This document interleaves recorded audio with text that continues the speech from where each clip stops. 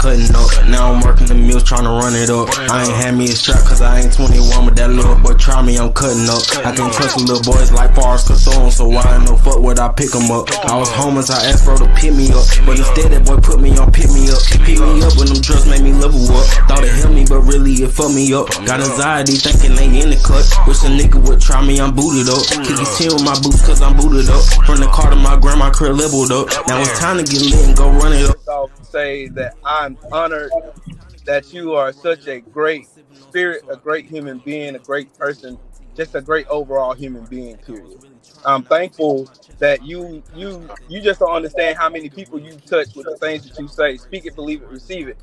That right there led to me doing a career change and getting promoted 3 times within a year. Speak it, believe it, receive it led to me ultimately buying my dream car. I mean, there's so much stuff that doesn't happen because of speak it, believe it, receive it. And champ, I am so honored and so thankful. And I'm waiting for the day. I'm probably gonna be starstruck if I ever get to meet you in person. Which I'm praying that you show up in Atlanta next year. Cause I tell you what, the highlight of the century would be me standing all 5'9" and me standing next to 6'7" Deontay the Bronze Bomber Wilder. You are and always will be one of my favorite fighters, man. Well, I appreciate the salute to you. Salute to you, General. Thanks for making this happen, man. It just made my most. Oh, go ahead, champ. You want to respond to Will? Yeah, go ahead, bro. Man, I appreciate you so much, Will, man. The whole time you talking, man, the whole time I'm smiling. And I appreciate your words, man. And it means so much to me. It allows me to understand that the path that I'm on, the journey that I've been on, I'm in the right way. I'm in the right path. I'm on the right journey. Because it like music, it's not what you hear, it's what you feel. And I love being able to allow people to feel what the energy that I'm trying to put out into the world.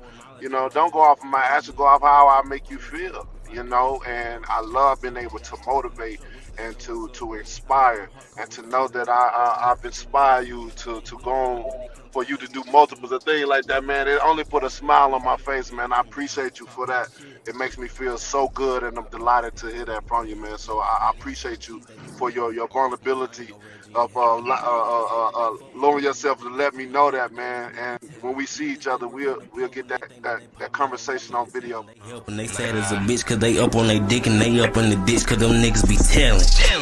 I was up on my ass, I was cutting up. Now I'm working the mills trying to run it up. I ain't had me a strap cause I ain't 21, but that little boy try me, I'm cutting up. I can't trust the little boys like Forrest Castone, so why ain't no fuck would I pick them up? I was homeless, I asked bro to pick me up, but instead that boy put me on pick me up. Pick me up when them drugs made me level up. Thought it helped me, but really it fucked me up. Got anxiety thinking they in the cut. Wish a nigga would try me, I'm booted up. Keep his chin with my boots cause I'm booted up. From the car to my grandma crib leveled up. Now it's time to get lit and go run it up. Now it's time to get lit and go run it up.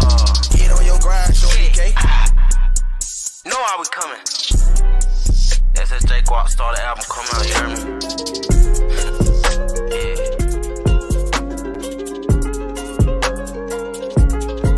Everybody say hey. Say hey, everybody. Say hey. You say hey, everybody. You gotta say hey, everybody. You gotta say hey, everybody. It's the Mook Mook and Pop-On Show. It's the Mook and Pop-On Show. Yeah. Shout out to my LDBC. Who I am sure with Mook Mook. Oh yeah, the cutest baby in the land. This is a high girl show.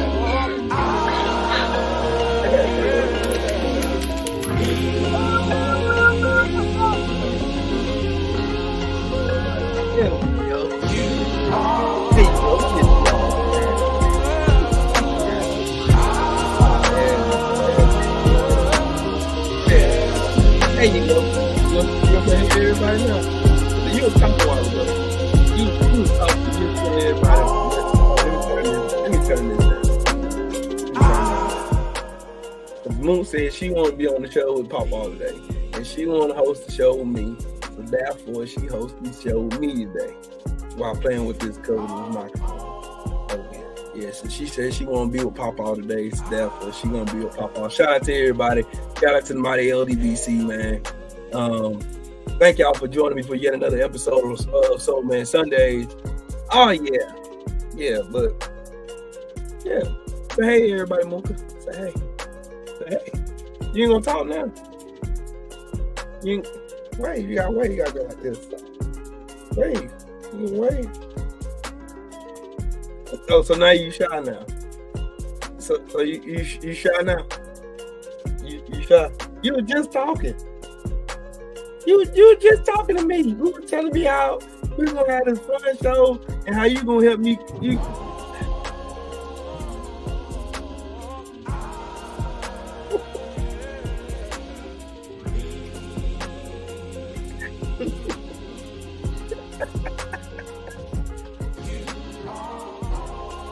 What you gonna tell the people?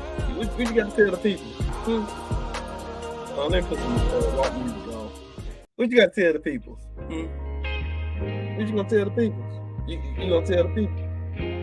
You gonna talk to the people? Oh my God, cool.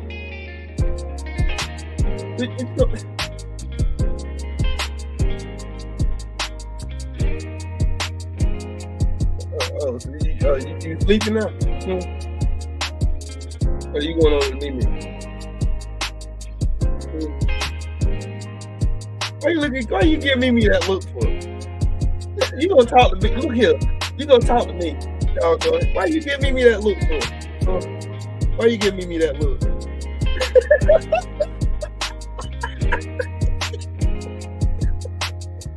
Why you giving me that look for? Why you giving me that look? You gonna run me nerves up, huh? You gonna run butt, huh? You gonna run me nerves up, huh? You gonna talk? You gonna say hey to everybody?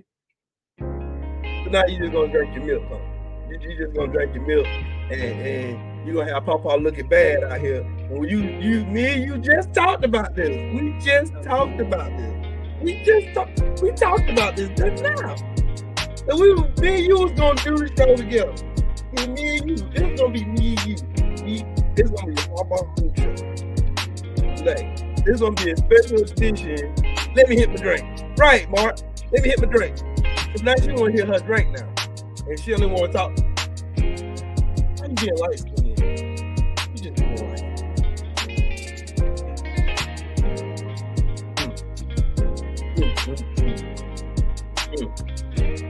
That's crazy. Y'all know the routine, man. Make sure y'all smash the like button when you come in here. Smash the like button.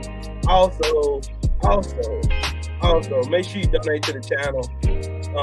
You can donate via Super Chat or Cash App, either or. You found me. Yeah. I'm trying to get her. Now you want to meet me? Now you want to meet me? Want to give you a cup with me? Give me a cup with me. There you go. Now you want to meet me? I was trying to give me a break so you can stay here and co-host the show with me. You're just a horrible co-host. You don't want to go.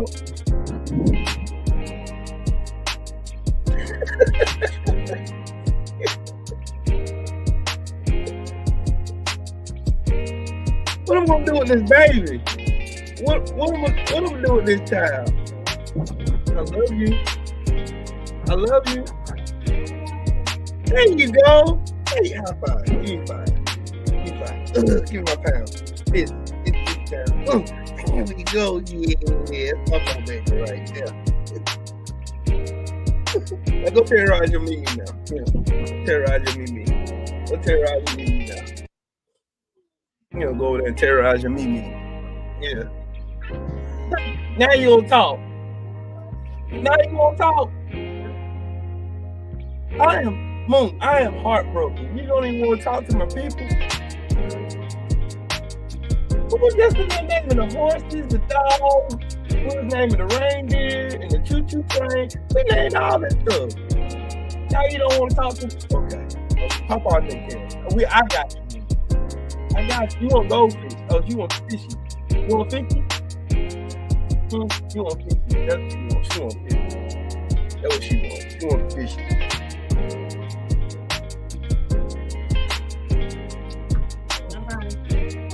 Bye, Puka. See you later. What am I gonna do with this? What am I doing with this little girl? I love you.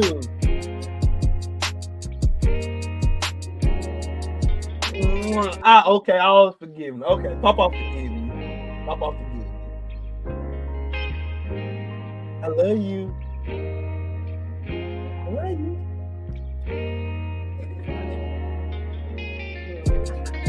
Just whisper like y'all can hear. Picasso, what the hell is you talking about? Shit, U.S. citizen. She was born here. She about to be cute. Oh, man. See, I thought I was going to have my awesome co-host. I was going to give y'all a surprise to have my awesome co-host, my granddaughter, my baby. You know, my baby. Now she going to be up in the building. But anywho, I got to be careful, man. I don't know what the world going on. But oh well. All right, let me turn this down some more. Okay, cool. All right, once again, shout out to the mighty LDBC. I am Trill Will. And y'all are tuned in to yet another episode of Soulman Sunday. How you doing? How you feel today? I hope y'all having a fantastic Sunday. I hope y'all had a fantastic week. I want to thank everybody that came through on Friday to the fight party for Francis Ngannou and Anthony Joshua. And I hit it around on it on the show I did Friday, but I kind of want to dive a little bit deeper into what I was saying. Francis Ngannou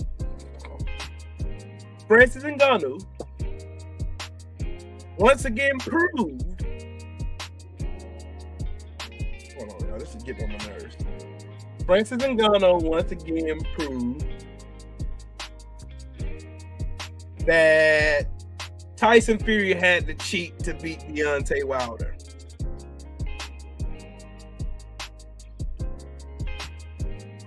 I'm gonna run that by y'all again. Francis Ngannou once again proved that Tyson Fury had to cheat in order to defeat Deontay the Bronze Bomber Wilder.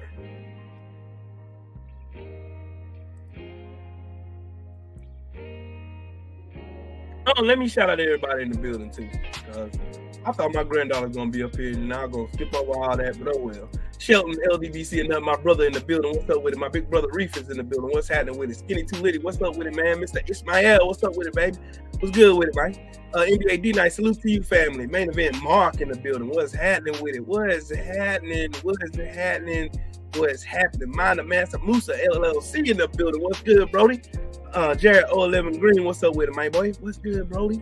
My brother Joe Townsend in the building. What's happening, Brody? Picasso in here. What's up with it, Brody? Jab Jamboree with the loud pack up in this thing. You know what I'm talking about? Shade Girl in here. What's up with it, sis? What's good with it, man? AB, aka Sir Snorinopoulos, right there in the building. What's up with it? Memphis Mine, what's good, Brody? Let's see who else we got in here. King Bunny, what's up with it, family? What's good, Brody? Yeah, let me go ahead and get this thing broke on down and break on this good old cook. First of all, I want to say this. You Anthony Joshua fans ain't shit. I'm going to say that one more time. You Anthony Joshua fanboys ain't shit. Asante L, what's up with it, family? You Anthony Joshua fans ain't shit. None of y'all was out here when Anthony Joshua got the lights beat out of him by Andy Ruiz in Madison Square Garden. Y'all took tail and ran. Y'all turned on Anthony Joshua. That was only a handful of y'all left. When he got in there against Usyk twice and got his ass whipped by fundamentals and fundamental boxing. Y'all asses was nowhere to be found. Now that Anthony Joshua beat a MMA fighter who only had 2 professional boxing fights in his whole lifetime. Now that he beat him, now Anthony Joshua beats Wilder again.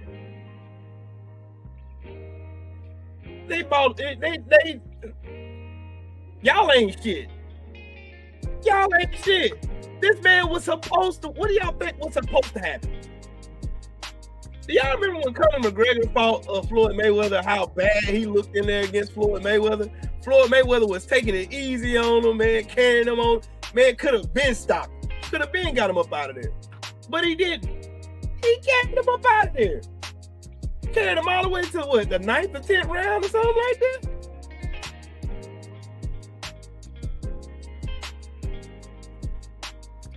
Yeah. If you go on Twitter, you would think that Anthony Joshua just beat Deontay Wilder and knocked him out in the first round. You would have thought that. You would have thought he knocked Usyk out. Oh, now Big Josh, he got his confidence back. Big Josh got his confidence back. No, he's still a bitch.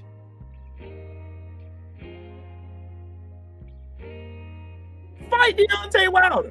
I want to see that. That's what I want to see. That's part of the movie I want to see.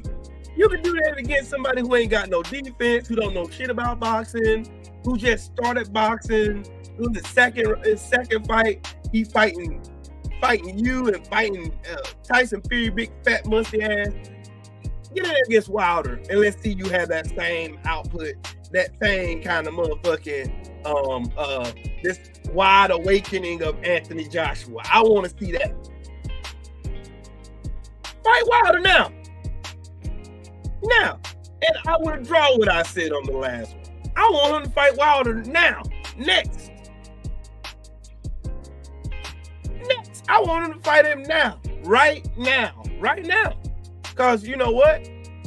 The Anthony Joshua fanboys done crawled off none of they fucking rocks and stones and shit and got their tea and crumpets now. They back on Instagram and on Twitter talking that good shit. They out here, man, Wilder is not even in the same league as Anthony Joshua.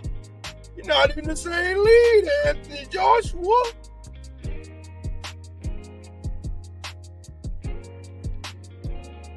He's not even in the same league. Joseph Parker. Put him in. See what? Here's the thing, though. I understand that. Let D get more active. I get that, Sheldon. But the thing about it is, what if Wilder gets active? Ain't no what if. When Wilder gets active, right? When Wilder gets active, who's to say Anthony Joshua don't tuck tail and run again? Because he knows he can't beat Wilder. Since he got in his head, and since his fanboys got it in their head that Wilder's an easy mark now, let them go on in there. Let them go on in there. Uncommentary, what's up, family? Earl Ferry, what's happening with it, man? Salute to you for joining us this good old Sunday. Who's to say? I just want to know, who's to say that if Wilder go in there, let's say Wilder take a tune-up against somebody like Gerald Washington, or he take a tune-up against somebody like Thick Gravy Miller, or he take a tune-up against somebody like that, you know what I'm saying, like Christian Hammer or somebody like that, and he goes in there and blitzes him like he did Helenius. Who's to say that this man won't fight this man? Anthony Joshua, there's no guarantees that Anthony Joshua gonna fight a damn thing. There ain't no guarantee. That's the only thing I had to sit and think about that.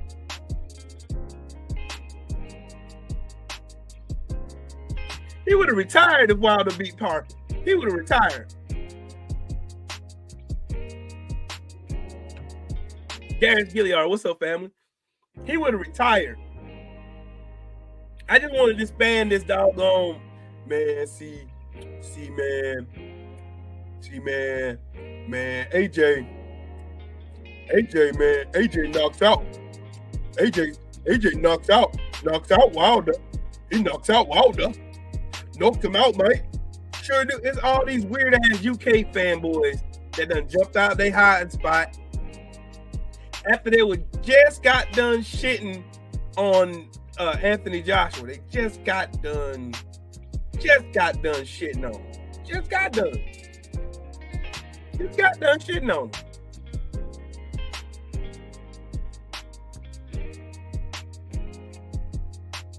AJ is the greatest heavyweight of all time. No, the fuck he ain't. He is not. Put this man in the ring against Deontay Wilder. Then I'm gonna go right back to my original statement, the title of this video. Francis Ngannou proved yet again.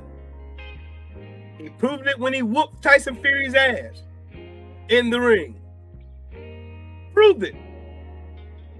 Tyson Fury went life and death with Francis Ngannou, who then did not have one fight in professional boxing whatsoever. That man did this. I'm gonna leave that right there for a minute. Jay Grant Jr., what's up, family? Everybody coming in, make sure y'all smash the like button, and if you want to, you donate to the channel, man. Y'all already know, support the grind, man. Support the grind. But yes, Francis Ngannou once again proved that Tyson Fury had to cheat in order to beat Deontay Wilder. And Trill Will, why do you say that? I know the weirdos gonna get in the comments and they gonna say, man, there you go. Why don't you just let it go, bro? Why don't you let it go? Tyson Fury beat Wilder 560 million times, bro. He's no match for him. He got completely boxed out, classmate. That's what happened. Let me explain to y'all why in the world I'm saying what I'm saying. In the first fight, Tyson Fury went night and day, life and death with this man. And he got outboxed, outpointed, outmaneuvered, got the ring cut off from him, everything. Francis Ngannou was better in every aspect of boxing against Tyson Fury. And he even dropped it. See, I told y'all, they wasn't far behind. They was not far behind. That is, told you. Tyson dominated Wilder. He dominated Wilder. Sure he did, buddy. Here's what you forgot. I'm gonna fix your statement for it. Tyson Fury, Daniel Kinahan's minions, the WBC, the fucking referees, the Nevada State Athletic Commission, Jack Reese cousin, and everybody who has something to do with this fuck shit that happened to Deontay Wilder, all had a hand of dominating Wilder. Look it up. You can use Google. Hey, dumbass. Guess what? I'm gonna ask you a question. You don't think we watched the fight, dummy? Huh? You don't think we watched the fight, man? You don't think we watched the fight? You don't think we watched the fight, man? Hey, watch the fight. You can go back and watch the fight, man. You can go watch it. You can use Google. I know Fury got outpointed, he got outlanded, and he got knocked out. He got knocked out in the 12th round. He got dropped again in the 9th. Yeah. He got knocked. He got knocked smooth out in the first round. If Jack Reese was Steve Willis would have waved that fight off. Steve Willis would have waved that fight the fuck off. Yeah, y'all can get him the fuck up out of here. I don't care. One thing about weirdos, they're gonna hang around even if you block them. It don't matter. I'm gonna say it again. Tyson Fury had the help of a lot of people. He had the help of a lot of people. What's up with the Mo Boxing? He had the help of a lot of fucking people who came in, swooped in, and had to create this great white hype in Tyson Fury.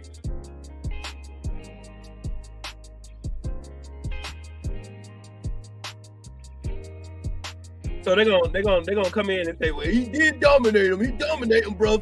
He dominated him, bro. He dominated him, bro. He dominated him. Yeah, he dominated him, all right. He dominated that too. And he dominated that. He dominated that. He dominated all that. He dominated. He dominated so much he's banned from the United States. He missed a lot of opportunities for a lot of money with the WWE. He can't go nowhere. He can only fight in the UK or in Saudi Arabia. That's it.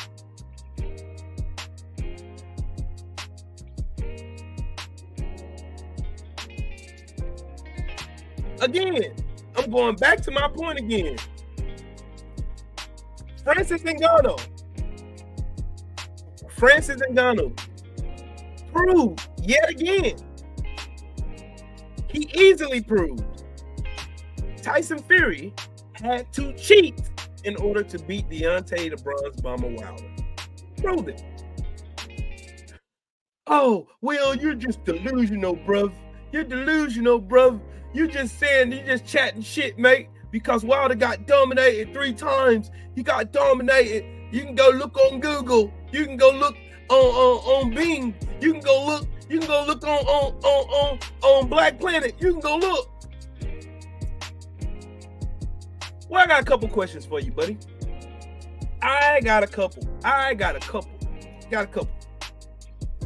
Where was this this brand new and improved power that him and Sugar Hill claimed that Tyson Fury had one-punch knockout power?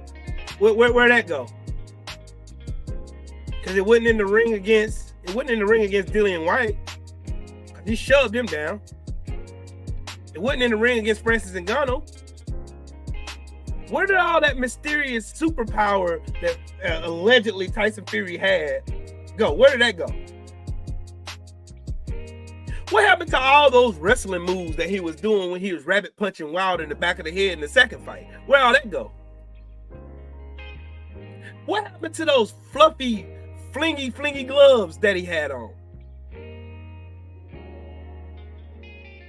What happened to those look at those gloves. Look at them. Look at the gloves. Look at the gloves. Look at them. Just look at them. Look at the gloves. Just look at the gloves. Look at them. Just look at them. Look at the gloves. Look at it. Those gloves are on secured. Ain't no floppiness. His fingers are well secured in that glove. But you can't name one fight against Deontay Wilder where Tyson Fury's gloves look the same.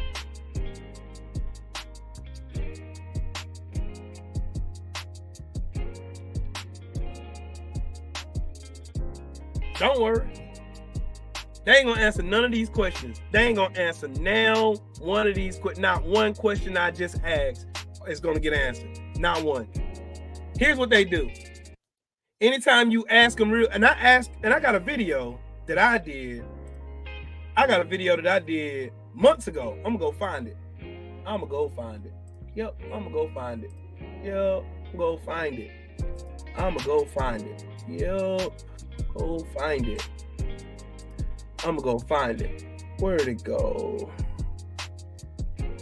Where did it go? Oh, there it is. Right here. There it goes. Now let me remove this guy.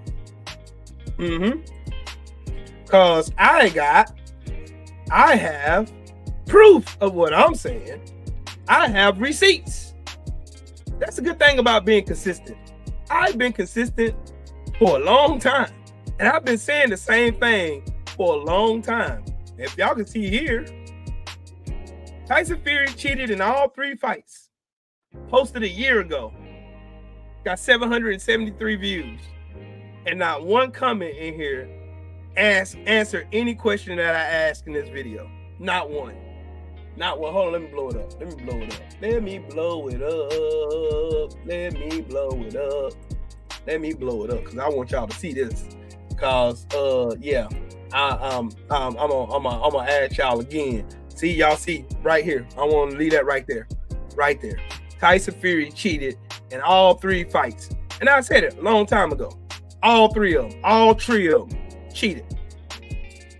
Long counts, getting dropped 14 seconds on the mat in the 3rd fight. Wilder was drugged out of his mind in the 2nd fight. Wilder knocked Fury out in the 1st fight. That fight, it shouldn't have been a trilogy. Shouldn't even been 3 fights. But hey, no one can answer the questions that I asked. Again, Francis Ngannou, who was an MMA fighter, comes into boxing, and in his 1st fight, fights Tyson Fury, outboxes him, outmaneuvers him, put on a boxing class on Tyson Fury, and he dropped him.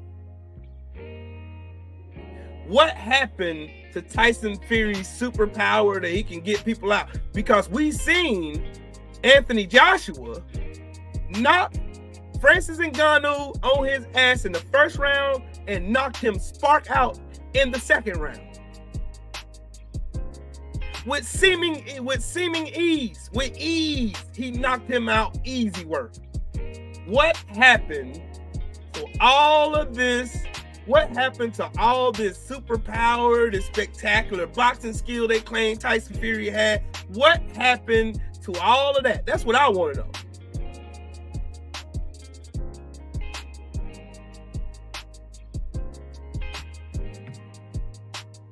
And in true Mo boxing fashion, he can't answer the questions either. He can't answer them either. Nope. No one can seem to answer my questions. All I'm asking is questions. They are straight to the point questions. They ain't no questions you gotta use a lot of thought to. Ain't a lot. You ain't got to. I'm gonna say it, I'm gonna run it to you again. When Tyson Fury fought Ngannou, what happened to the one-punch knockout power that him and Sugar Hill so starkly claimed against Deontay Wilder?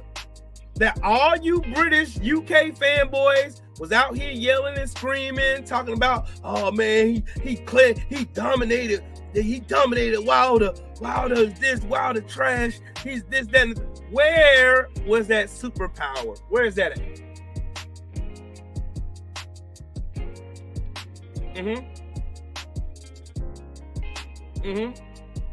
You would think if he dominated Wilder so easily and he beat Wilder up so bad, like y'all claim, he destroyed Wilder. He did all this stuff to Deontay Wilder. He did all this, that, and the third. He did all this work to Deontay Wilder. Y'all get out here and claim, and y'all say it proudly.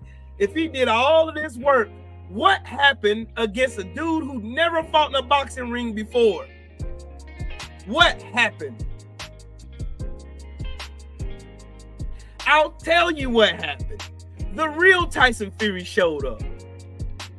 The real Tyson Fury without the pads. The real Tyson Fury who can't use the dirty tactics in the ring, laying his weight down, reaching out, grabbing him, putting him in the head, front face guillotine, laying his weight on top of his back of his neck, punching him in the back of the head. None of that shit happened.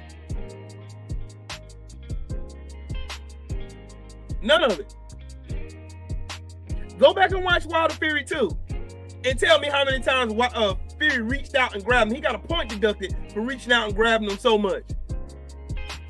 It wasn't that Wilder was engaging. Tyson Fury was actively reaching out, pulling him in, putting him in the front face choke, and punching him at the same time. Just like he did another fighter by the name of Steve S.S. Cunningham.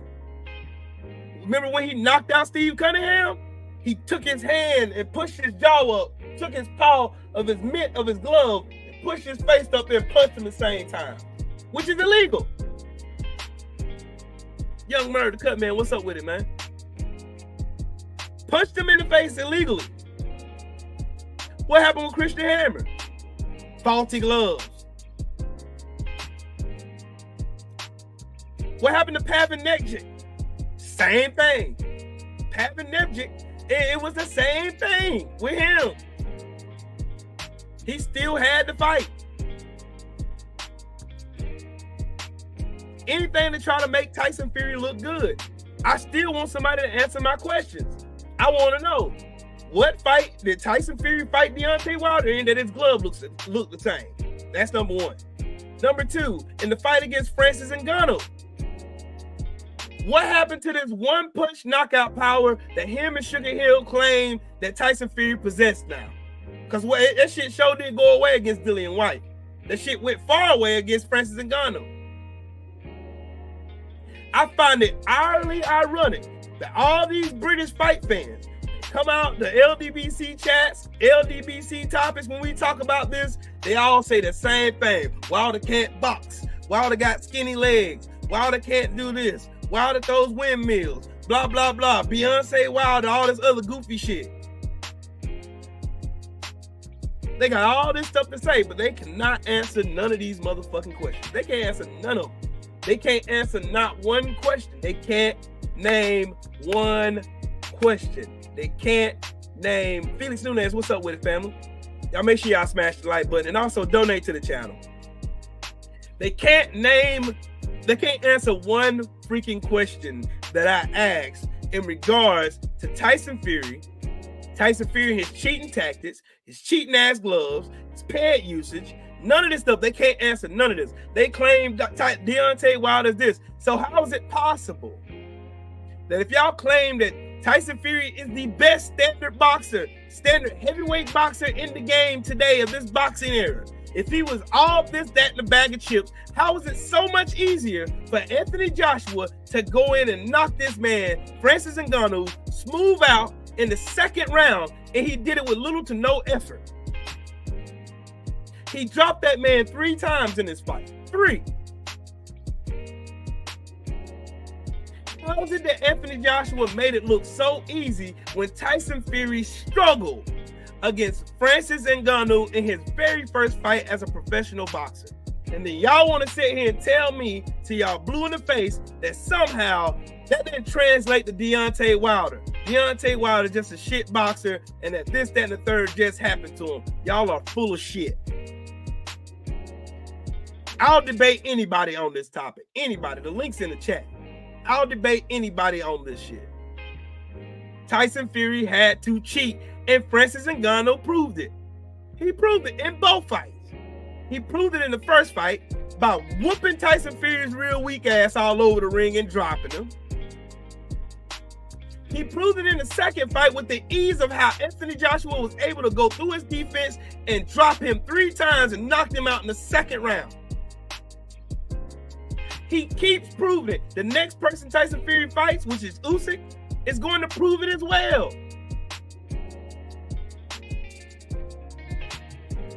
I ain't letting no weirdos up here. Nope.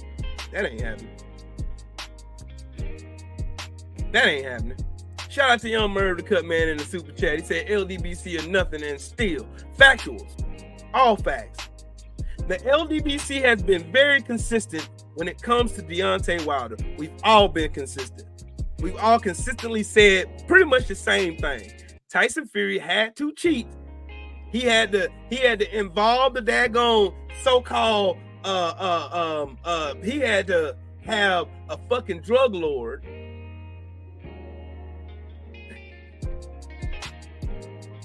They paid this drug lord $8 million. For what? For his boxing expertise? Why ain't nobody else do that? But y'all want us to believe, as fight fans, y'all want us to really believe that Tyson Fury is just so great and so wonderful and so powerful that he just walked through Deontay the Bronze Bomber Wilder as if he didn't have no help. Like he did it on his own merit. He did not. And Francis Ngannou proved that. He proved it twice. I don't expect nobody to answer my questions. I don't expect y'all to answer my questions. You know why? Because I already know what type of time y'all on. Y'all ain't in the game to try to answer my questions. Y'all ain't in here trying to answer the questions for real. Y'all ain't. Y'all are basically in here to just dick ride all these UK heavyweight bums. I don't care. This shit is easy work. They can't even answer none of the questions because you know what they're going to do? Mo Boxing, I'll tell you exactly how the conversation go. All I'm going to ask is the questions I just asked a while ago. Well, if Tyson Fury was so great, what happened to the one-punch knockout power that him and Sugar Hill claimed he had when he fought Deontay Wilder? That's the first question. You know what I'm going to get? Oh, bro, Wilder is trash. Wilder is trash. He's a shit boxer. He's a one-trick pony. Man, Tyson Fury is the best boxer on the planet. He's the best boxer on the planet, mate. He is. He is that. That's what they're going to do. They're not going to answer the question, dog. Not going to answer at all. They're not. They're not going to answer the question at all. They're not. They're not. I know they're not. Because you know why? I have a video that posted up here a year ago and nobody still answered the question. And they're not going to. It's too easy to go and, oh man, Wilder's a shit box. He got skinny legs, man. You need to get rid of this guy and get rid of this guy. You need to get rid of Malik Scott. You need to get rid of this. You need to do that. You need to do that. Answer my fucking question. What happened to Tyson Fury's one-punch knockout power that y'all claim he had? What happened to the superior boxing skills everybody claimed that he had? He's the best standard boxer in heavyweight boxing today. He's the best standard boxer. Where's that shit at? What was that at against Francis Ngannou? Francis Ngannou never fought in a boxing match ever in his life, and got in there and whooped Tyson Fury's ass all around the ring and dropped his monkey ass. And they had to rob him in order to make Tyson Fury look good.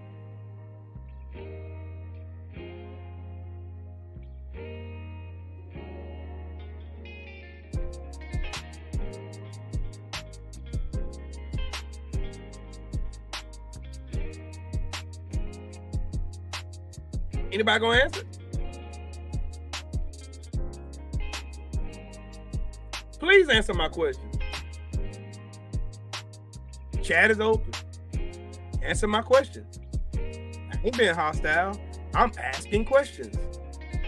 What happened to all that one-punch knockout power? He's the best standard boxer in boxing today. He's this, he's that. He's the Lancaster bomber and all this other goofy shit. What happened? Painful Excellence Podcast. My brother Drew in the building. What's happening, big bro? I want somebody to answer the questions for me. Francis Ngannou in both fights proved that Tyson Fury had to cheat. He had to have Daniel Kinahan. He had to have the Nevada State Athletic Commission. He had to have the weird ass gloves. He had to have the ped injections when he flew back to the UK claiming he had COVID when he still got on a plane and the FAA had all kind of regulations in place. He had to do all of that shit in order to beat Deontay Wilder, who y'all claim is some bum with one trick pony and all this goofy shit that got skinny legs. All this weird ass shit that y'all said is coming back to bite y'all in the ass. And like my brother Drew Titan I always say, time reveals all truth. And I'm proving it right now. Time is revealing all truth. What happened to all that shit y'all was saying about Tyson Fury? Where all the Tyson Fury fans at? All these Fury fanboys that be on the internet. Oh man, Tyson Fury is the greatest boxer ever lived, man. See, man, he's the greatest fighter ever lived, man. Y'all got all this mouth. Y'all can talk all this shit. Y'all can run all y'all mouths and say all this stuff and say how Wilder ain't this and how Wilder ain't that and how Wilder can't do this and Wilder can't do that and this, that, and the third, blah, blah, blah, blah, blah. Y'all got all this mouth that y'all talk about Deontay the Bronze Bomber Wilder, but none of y'all can come out and answer any questions that I just asked y'all. My brother Drew Titan on triple duty today, man. Bear Cave Entertainment. Y'all make sure y'all go subscribe to Bear Cave Entertainment. That show right there, you never know what he gonna talk about. It's always gonna be fire though.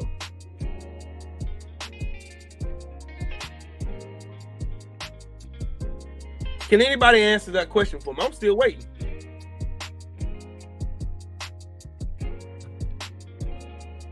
I still want to know. I want to know. I want to know. I just want to know. That's what I want to know. I'm curious. I want to know what happened to the best standard boxer. All y'all claim he was so great. He was this. Look what he did to Tom Schwartz and Otto Wallen. And look who he did to this, that, and third. I want to know. I really want to know. I want to know. I want to know what happened to all that. What happened to all y'all talking about, man, see, man, Tyson Fury, man. Tyson Fury is this, that, man. Come on, man. Tyson Fury, greatest boxer ever lived, man. Tyson Fury, greatest boxer ever lived. He's the greatest boxer ever lived, man. That's what he is, mate. I just want to know. Again, I want to know again. Where did all that shit go when he fought Well, that shit go when he fought Francis Ngannou. And how is it so easy for the same fighter who got dominated by a smaller fighter in Usyk? Usyk literally just did nothing more but fundamental boxing and beat the living shit out of Anthony Joshua both times. The first time, in my opinion, was the worst time because he had Anthony Joshua wobble all over the fucking ring. Whooped his ass from one corner of the ring to the other corner of the ring.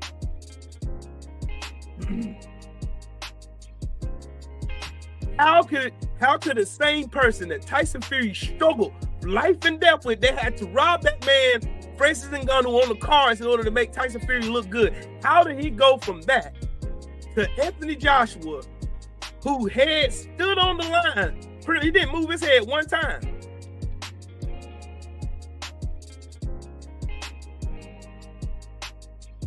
But Anthony Joshua with a straight jab knocks this man out in the second round. Easy work. What happened? I tell you what happened. Y'all niggas getting packed up. That's what's happening. And y'all know it had to be. Y'all know it had to be some shit because y'all already know that without cheating, Deontay Wilder was the most dominant motherfucking fighter. Is the most dominant fighter in heavyweight boxing today. Care what you say.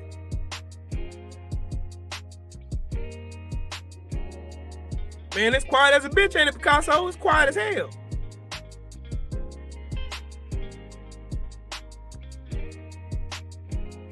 Hey, Sheldon, he had a film study on Usyk too.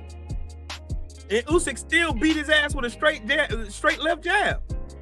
Beat him with a straight left jab. He did not move his head off the line one fucking time. Every time he wanted to throw that left jab, it was right there. In the first and second fight. So we can't use that excuse. We can't use that excuse. Mobox, I don't want to hear that shit. I don't want to hear that bullshit. Anthony Joshua didn't get the shit beat out of him by motherfucking Tyson Fury and the whole cheat squad. He didn't get that shit happen. He didn't get put in a million fucking headlocks and rabbit punched to death. He didn't get something put in his fucking drink where he couldn't even stand up in the ring on his own merit. Man was holding on to the ring. So you gonna, all right.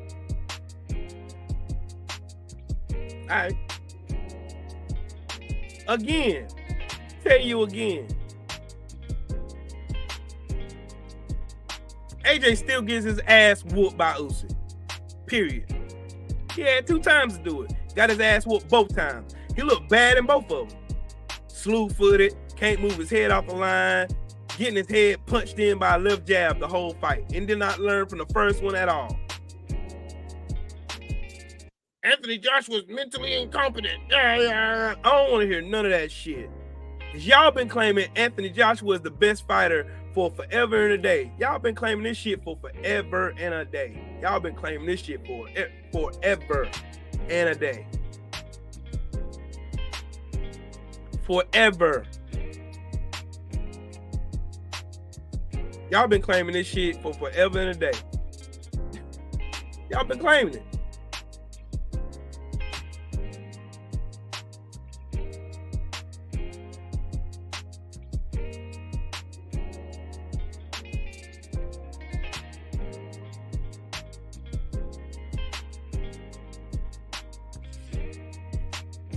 The man struggled against Jermaine Franklin.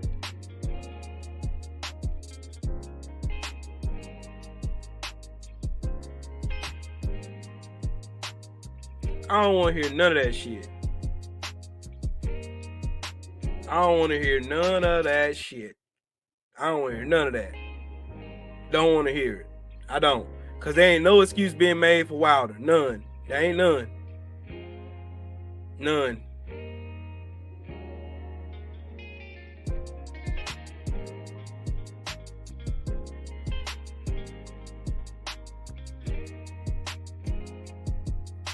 I don't want to hear that.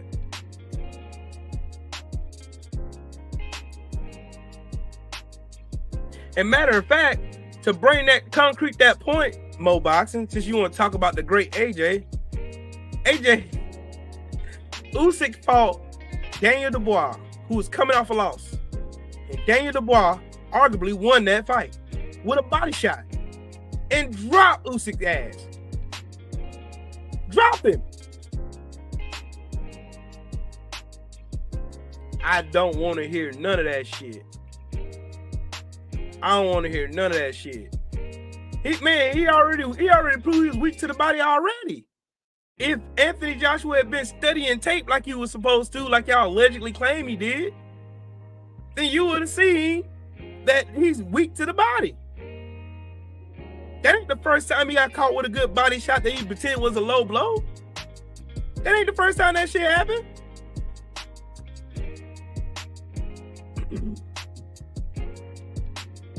It's not the first time that happened.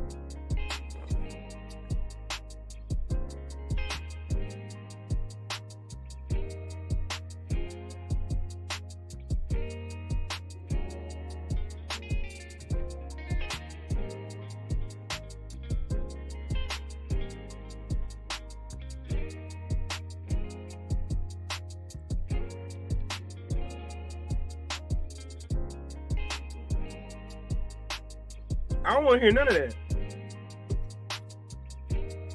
None of it. None of it at all. I don't want to hear none of that. None of that at all. I just want y'all to answer my questions. And my videos are still up. Look harder, and you will see.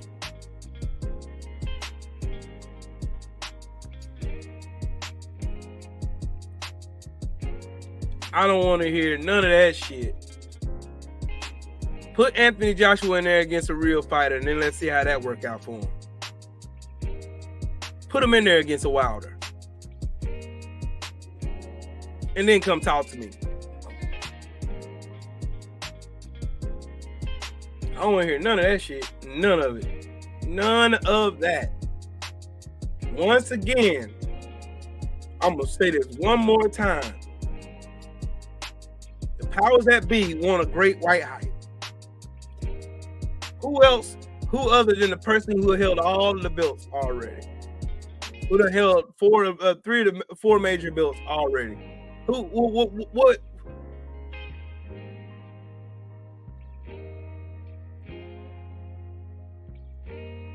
That's what I want to know.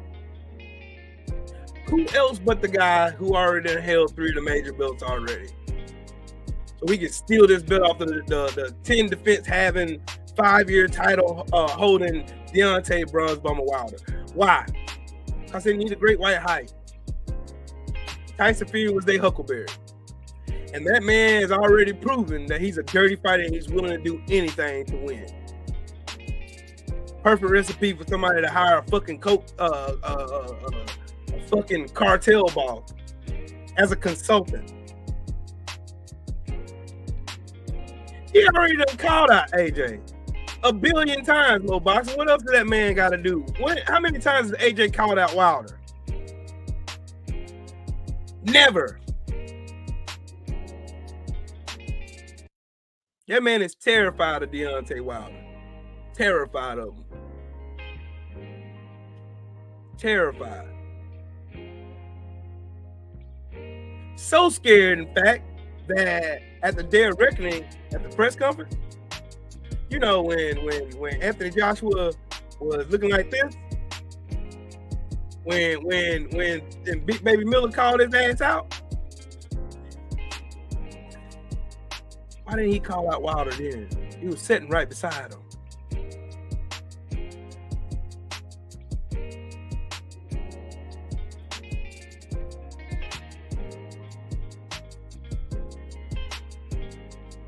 Mo Boxing, the receipts ain't your friend, homie. They ain't your friend. Again, I say, Tyson Fury had to cheat Deontay Wilder in order to gain an advantage and win over Deontay Wilder. Francis Ngannou proved that twice. Matter of fact, I'll go one further. Francis Ngannou and Anthony Joshua both proved while Wilder was a bigger threat than they tried to make it sound like. And why Tyson Fury had to invoke the need of a fucking drug cartel boss as a consultant, and why he had to resort to all the dirty moves of turning the cameras off, the floppy gloves, all that shit, Glovegate, all this shit makes sense now. And the LDBC has been here consistently calling this shit the fuck out, no matter how many excuses y'all make. He been told him that Mo Boxing. Ben did that shit. AJ need to do something now. AJ ain't actively out here calling out Wilder. That nigga a bitch. He's not calling Wilder out, ever. You still ain't answering my question. When has AJ called out Wilder? Ain't happened. Can't get his tongue when it comes to Wilder, cuz. The facts are the facts, and the facts are always going to be the facts. Whether you like them or you don't, you ain't got to like them. Facts are still going to be the facts. And again, I say, they had to cheat Deontay Wilder in order for him to get to take that title off of him. They had to cheat that man.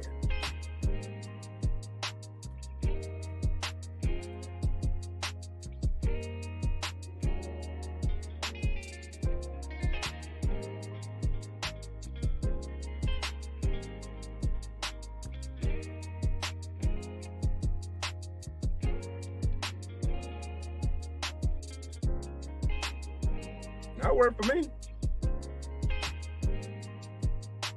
It worked for me. I just clicked on my own jump. That link works. It works. I just clicked on it.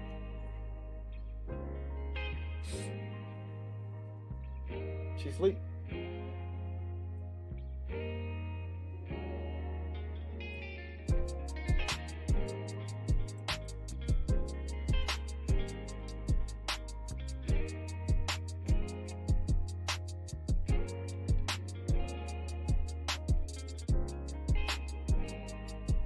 I think I put up a pretty doggone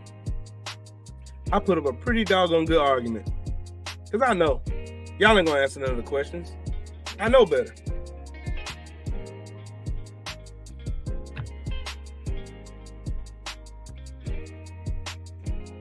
Does anybody got the testicular fortitude to even be honest with yourself to know that what we always been saying is the truth?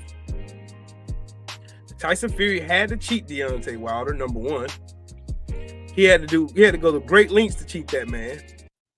And the powers that be were in on it. And here comes Anthony Joshua trolloping along, fighting these easy ass fucking touch-up fights. After he got his ass decimated by Usyk.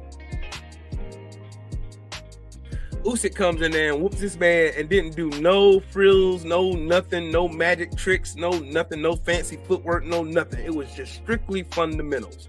And he whooped Anthony Joshua's ass from one end of that ring to the other. Twice. Had Andy Ruiz been in shape and not let that money go to his head when he beat Anthony Joshua the first time, the second fight would have been a mirror of the first one. That's neither here or there. While y'all sitting up here bigging up Anthony Joshua like he's some monster now because he beat up a MMA fighter in the second fight, that shit don't prove shit to me. Everybody already knew what the result was supposed to be of that fight. Everybody knew it. That's why we were saying the same shit about Tyson Fury. We didn't know Tyson Fury was as shit of a boxer than he is until he fought Ngannou. Hell, even when he fought Otto Wallen beat the shit out of his ass. Because Otto Wallen was doing the same dirty shit he was used to doing.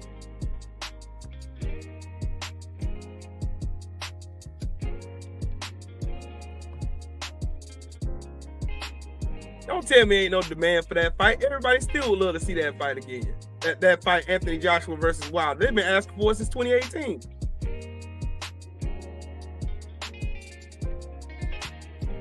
He had slow feet because his ass was out of shape.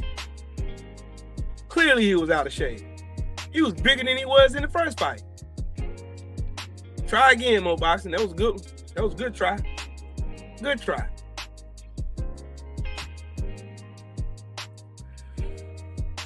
He let that money go to his head. When that went to his head, it was over with. That money went to his head, and it was over with. That wasn't the same Andy Ruiz that fought in the first fight in Madison Square Garden. You know it, and I know it. That wasn't the same, man. Dude was out of shape. He got all that money. He just came from sleeping on somebody's couch, and he got millions of dollars for beating Anthony Joshua, and he won 3 of the 4 belts.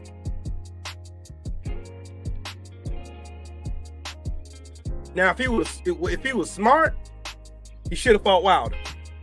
Win, lose, or draw. He should have fought Wilder. If he was smart, but he didn't.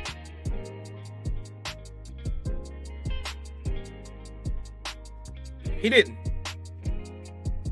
Y'all said the same thing when Anthony Joshua beat Andy Ruiz. Oh, he's back, mate. He's this, he's that. Oh yeah, sure he is. Then he got in there against Usyk, and Usyk beat the shit out of his ass all over the ring. And he struggled against Jermaine Franklin.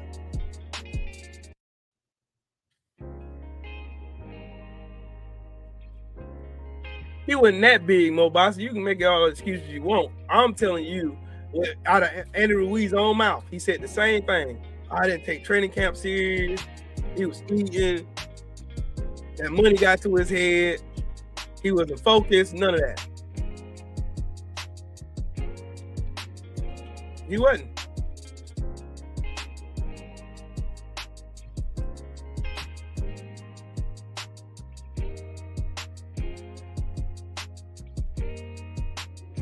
Again, I done been on for an hour and 2 minutes, and not one of my questions got answered.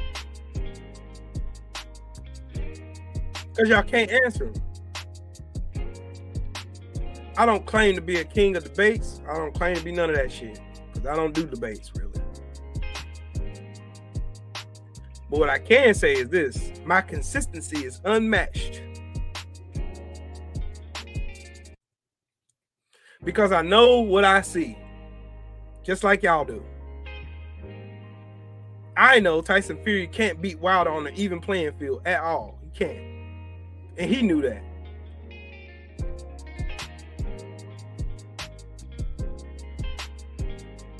Dinero Sparta. Answer my question then, sir. Here, I got a question for you. Just where did the UD come with a struggle, man? Struggle. The man struggled.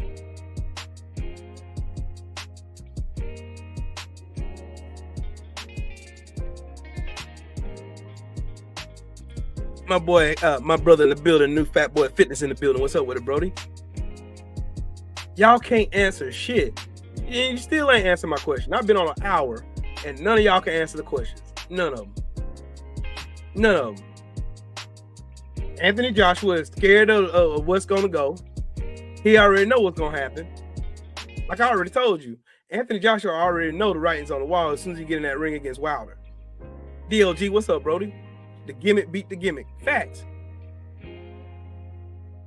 They can say everything but answer the question. They can say everything under the sun. They can't answer the question. Oh, bro, you're delusional, bro. You're delusional. Yeah, sure I am. But I guarantee you this, your ass can't answer none of my questions. Guarantee you can't. And I'm keeping it nothing but boxing. You can't answer my question. If Tyson Fury is so great, Tyson Fury beat Wilder, battered Wilder, destroyed him, dominated, yeah, like y'all say did. What happened against Francis Ngannou? Because Francis Ngannou did this. And he got knocked spark out by Anthony Joshua in 2 rounds with ease. Anthony Joshua knocked him out. So what y'all telling me basically is that Anthony Joshua is a far superior boxer than Tyson Fury, when y'all been saying all along Tyson Fury is the best standard boxer of all time. So which one is it? Because y'all a bunch of hypocrites. Here's the question again. De Niro Sparta. Here's the question again. If Tyson Fury was so great,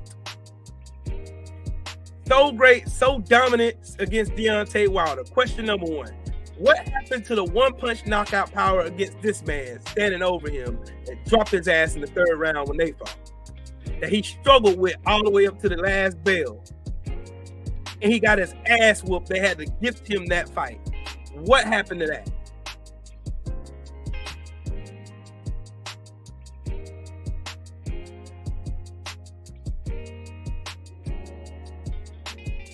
Don't worry, I'll wait. Go ahead, come in, sir. I'm waiting. I'm waiting to see your answer to that one.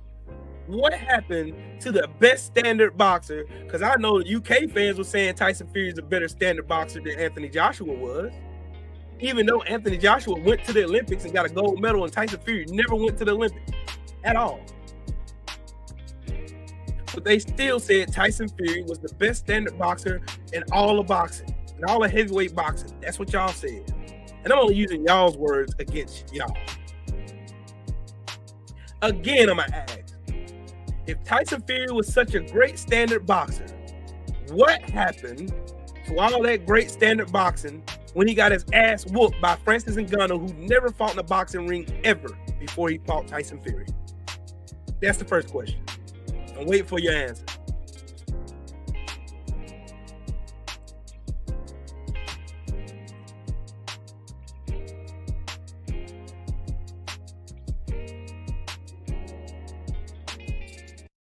Mark Wonderlich, what's up with my Utah brother in the building? Kane the bad guy, what's up, man? I'm still waiting. I got time. Main event Mark, exactly. They can't answer the question, dog. They can't, because I'm asking real questions.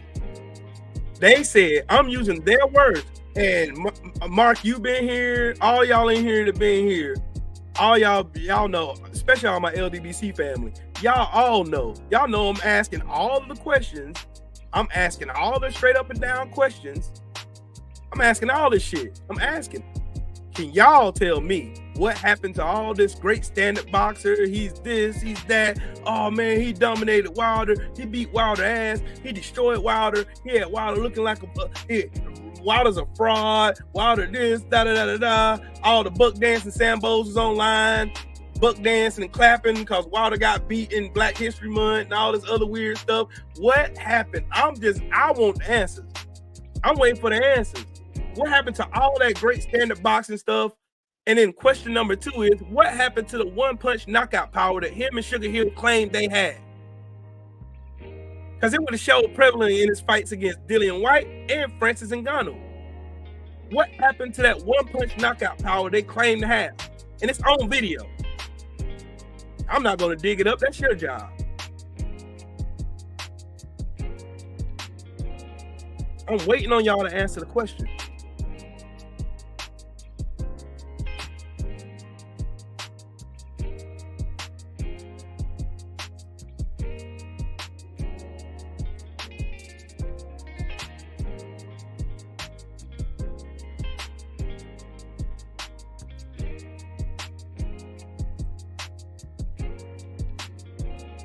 Try that one. Try that one.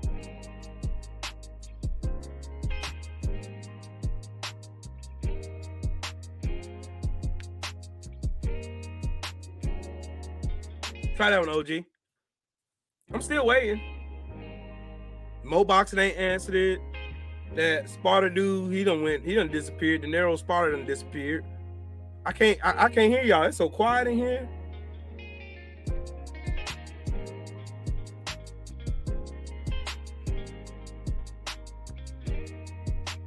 It's so quiet. It's quiet. Boy, it's so quiet. You can hear a bitch nigga hum right now. I'm still waiting on y'all to answer my question. What happened to all this greatest standard boxer? This shit is all on video. This shit is all recorded, bro. All this stuff y'all was on Twitter saying, on Instagram saying, every time Wilder post, you didn't answer one time. I don't see not one of your answers. Only thing you said in here was maybe Wilder beat some skill out of Fury. No, they were still saying the same thing after he knocked out Dillian White. Well, he shoved Dillian White. And he didn't have the one-punch knockout power for a Dillian White that just got sparked out by drug-cheating fucking Sasha. Sasha knocked his ass out.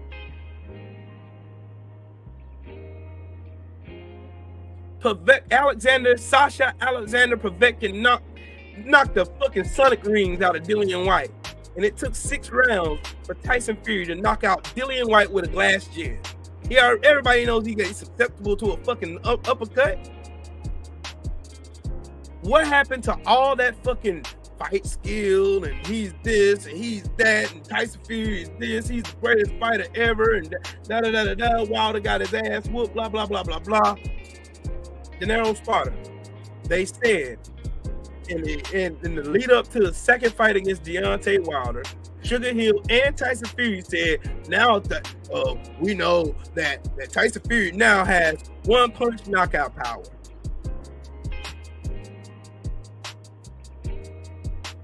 That's what they said. They said that, not me. Everything I'm telling you, De Niro, is not me. These ain't words that came from me. These are words that they said. These are the words that all these fucking Fury fans and Anthony Joshua fans got on the internet and said.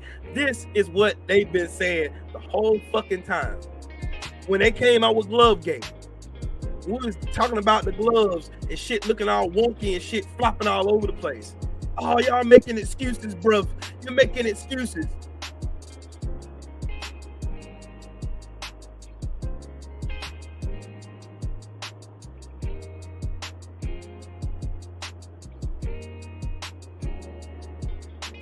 Y'all can't answer the questions. In what fight did Tyson Fury fight Deontay Wilder that his gloves look the same in?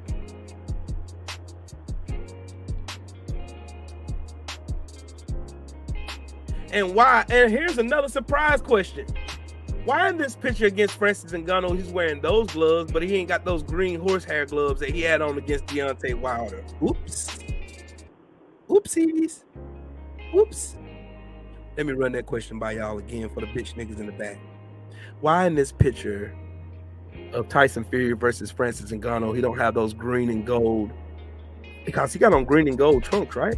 Because I know my eyes ain't deceiving me, and I know I ain't crazy. But in every one of those fights against Deontay Wilder, he had those green and gold horsehair gloves. The ones that were flopping around in the first fight. The one that was down on his wrist on the second fight, where he was punching him in the back of the head and drew blood from Deontay Wilder and created an infamous dent in the side of Deontay Wilder's head. Why in this picture we don't see those green and gold horsehair gloves? Y'all can't fuck with me. You can't. Not on your worst day. You can't. Y'all can't answer none of these questions. You know why? Because y'all are okay with Wilder getting cheated. Y'all are okay Tyson Fury had a fucking drug lord working on the back scenes with him, paying off the Nevada State Athletic Commission, paying Jack Reese and all this other shit. Y'all was okay with that. Y'all are good with that. Y'all are all right with that. You're fine with it. You don't care. He's just another nigga to y'all. Deontay Wilder didn't mean shit to y'all motherfuckers. Y'all didn't care. And you still don't. That's why y'all can't answer none of my questions. And I'm not asking anything hard. Anybody that knows anything about these fights, they already know what time it is. And they know I'm telling the truth. Because y'all can't answer the questions. And then watch, these monkeys gonna get their ass in the fucking comment section of this video. And they're gonna say, man, see, y'all still can't let it go, bro. Y'all can't let it go, bro. Y'all can't let it go, man. Y'all can't let it go, man. Tyson Fury lost, man. Tyson Fury won, man. He beat Wilder fair and square 3 times, mate. He beat him 3 times. Man, y'all can't answer none of the fucking questions. Answer my questions. Since he had those Pappin Sport gloves on in all 3 fights against Deontay Wilder that never looked the same one time, I'm answering the questions for you. He never had those same gloves on. What happened to all this so-called best standard boxing shit? What happened to the one-punch knockout power shit? Why wasn't the same gloves worn in every fight against Tyson Fury and Deontay Wilder? Why in this picture against Francis Ngannou, he got on some different gloves? He ain't got no horsehair gloves on in this fucking picture, but against Deontay Wilder, y'all were cool with that shit. Y'all can't answer none of my questions. I'm finna talk to the OGs and shit. Y'all can't answer shit, because y'all ain't going to. Shout out to the OG, Mr. Munt, and shout out to my big brother, Stormy B, man. What's good with it, fellas? What's going on? What's going on, Stormy? What's happening, fellas? What's happening? Thought I'd come and provide a little support today. I'm kicking ass and taking names, Stormy. I'm kicking ass. They can't even fuck with none of the questions I'm asking, dog. Well, when you turn the light on, the roaches will scatter, bro. That's an age-old adage right there. They can't answer my questions, OG. They can't. I asked, look, so far my count is 6. I asked 6 questions. I asked 6 of them. First question. Everybody was saying, and I know y'all both of y'all can agree with me when saying this. The whole narrative behind Tyson Fury is he's the best standard boxer in heavyweight boxing in this boxing era. Am I right or am I wrong? That's what they say. Yeah, that's what I'm saying. The going narrative was that Tyson Fury. It ain't what I say. It ain't what I say either, OG. But I'm just saying the going narrative for Tyson Fury was all of these people coming to all of our chats, all the content creators in the LDBC was talking about Wilder.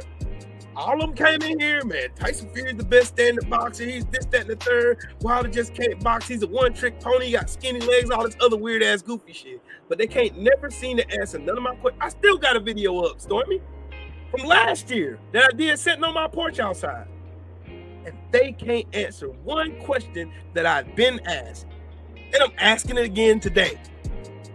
And what concreted my freaking video I did last year was the fact that Tyson Fury got his ass against Francis Ngannou and struggled the whole fucking fight and got his ass whooped, and they had to gift him that fight in order to make him look good. Meanwhile, Anthony Joshua really just got in the ring and made this man, Francis Ngannou, look exactly how we know he was supposed to look against a fighter. Easy work. Went in there and punched this man with a straight jab and knocked him on his ass in the first round. Knocked him on his ass in the second round and knocked him out with the same jab. Easy work. Tyson Fury struggled and got dropped. And they want to tell me that he didn't cheat against Deontay Wilder. When a man who never fought in the boxing ring got in the ring and made him look like complete utter shit. Y'all go ahead and cool. Can I speak on that real quick, Will? Yeah. Go ahead, bro. Yeah. Now, initially, it wasn't right in front of our eyes, you know, as far as the Wilder, the Fury fight, because I didn't notice. All I thought was Fury just got out on it. You know what I'm saying? Got to jump on him, and you know, Wilder just lost. And when people started talking about the gloves and stuff like that, and I hadn't seen any evidence of it, I was like, man, come on with this bullshit. And he just got out. Wow. And then as the evidence started to come out, and I started seeing stuff, and then I started putting 2 and 2 together, and I'm like, okay, that makes sense. Because you talking about somebody who got hit by Louis Ortiz flush. Tyson Fury ain't got no motherfucking power, man. Now all of a sudden, he hitting Wilder, and Wilder's all over the damn place, getting knocked all over the damn place like he getting hit with a brick. Then they show pictures of this glove, and I'm trying to figure out, okay, something that makes sense of that. Can't nobody make sense of it. Everybody was looking past this shit. And you know, as far as the Wilder and the Fury fight go, it wasn't the fight with that Anthony Joshua had with Ngannou. It's just all the evidence that's out there proves that Tyson Fury felt like he had to beat Wilder. You know, that's my opinion on that. As far as Ngannou and Joshua is you know, I'm like Black Fight fan on that. He really ain't that good. He's just a technically sound fighter who doesn't do anything spectacular. He's a big guy and he got power. So, in my opinion, any technically sound fighter would knock Ngannou out. Tyson Fury, he didn't take Ngannou. He's all over the place, even when he's at his best, as far as when he's fighting. All the jerking and shit, you know, it's just odd and weak and peculiar to me, the way he fights. But I just think that, and I'm going to admit that I'm not the biggest Anthony Joshua fan, just technically sound, and he just hit with a 1-2 or whatever it was he caught him with it and knocked him out. In my opinion, he really didn't do anything spectacular. But as far as Wilder and Fury go, you know, all evidence showed he felt that he needed to cheat to beat Wilder, in my opinion.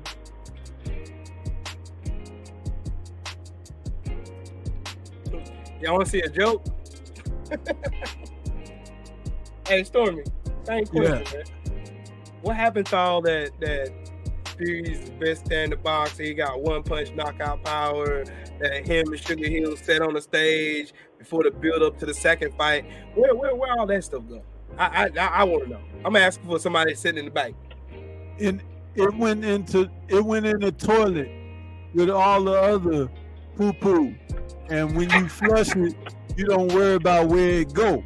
You know what I mean? We got sewers in the rural areas, so sewage is nasty, man. But you got those who dwell in the sewer, huh? You got parasites and rats, and you know, all other kind of codependent type creatures, and that's where that dwells. And the reason that you don't see it above surface is because you live above the sewage. That's all, you know.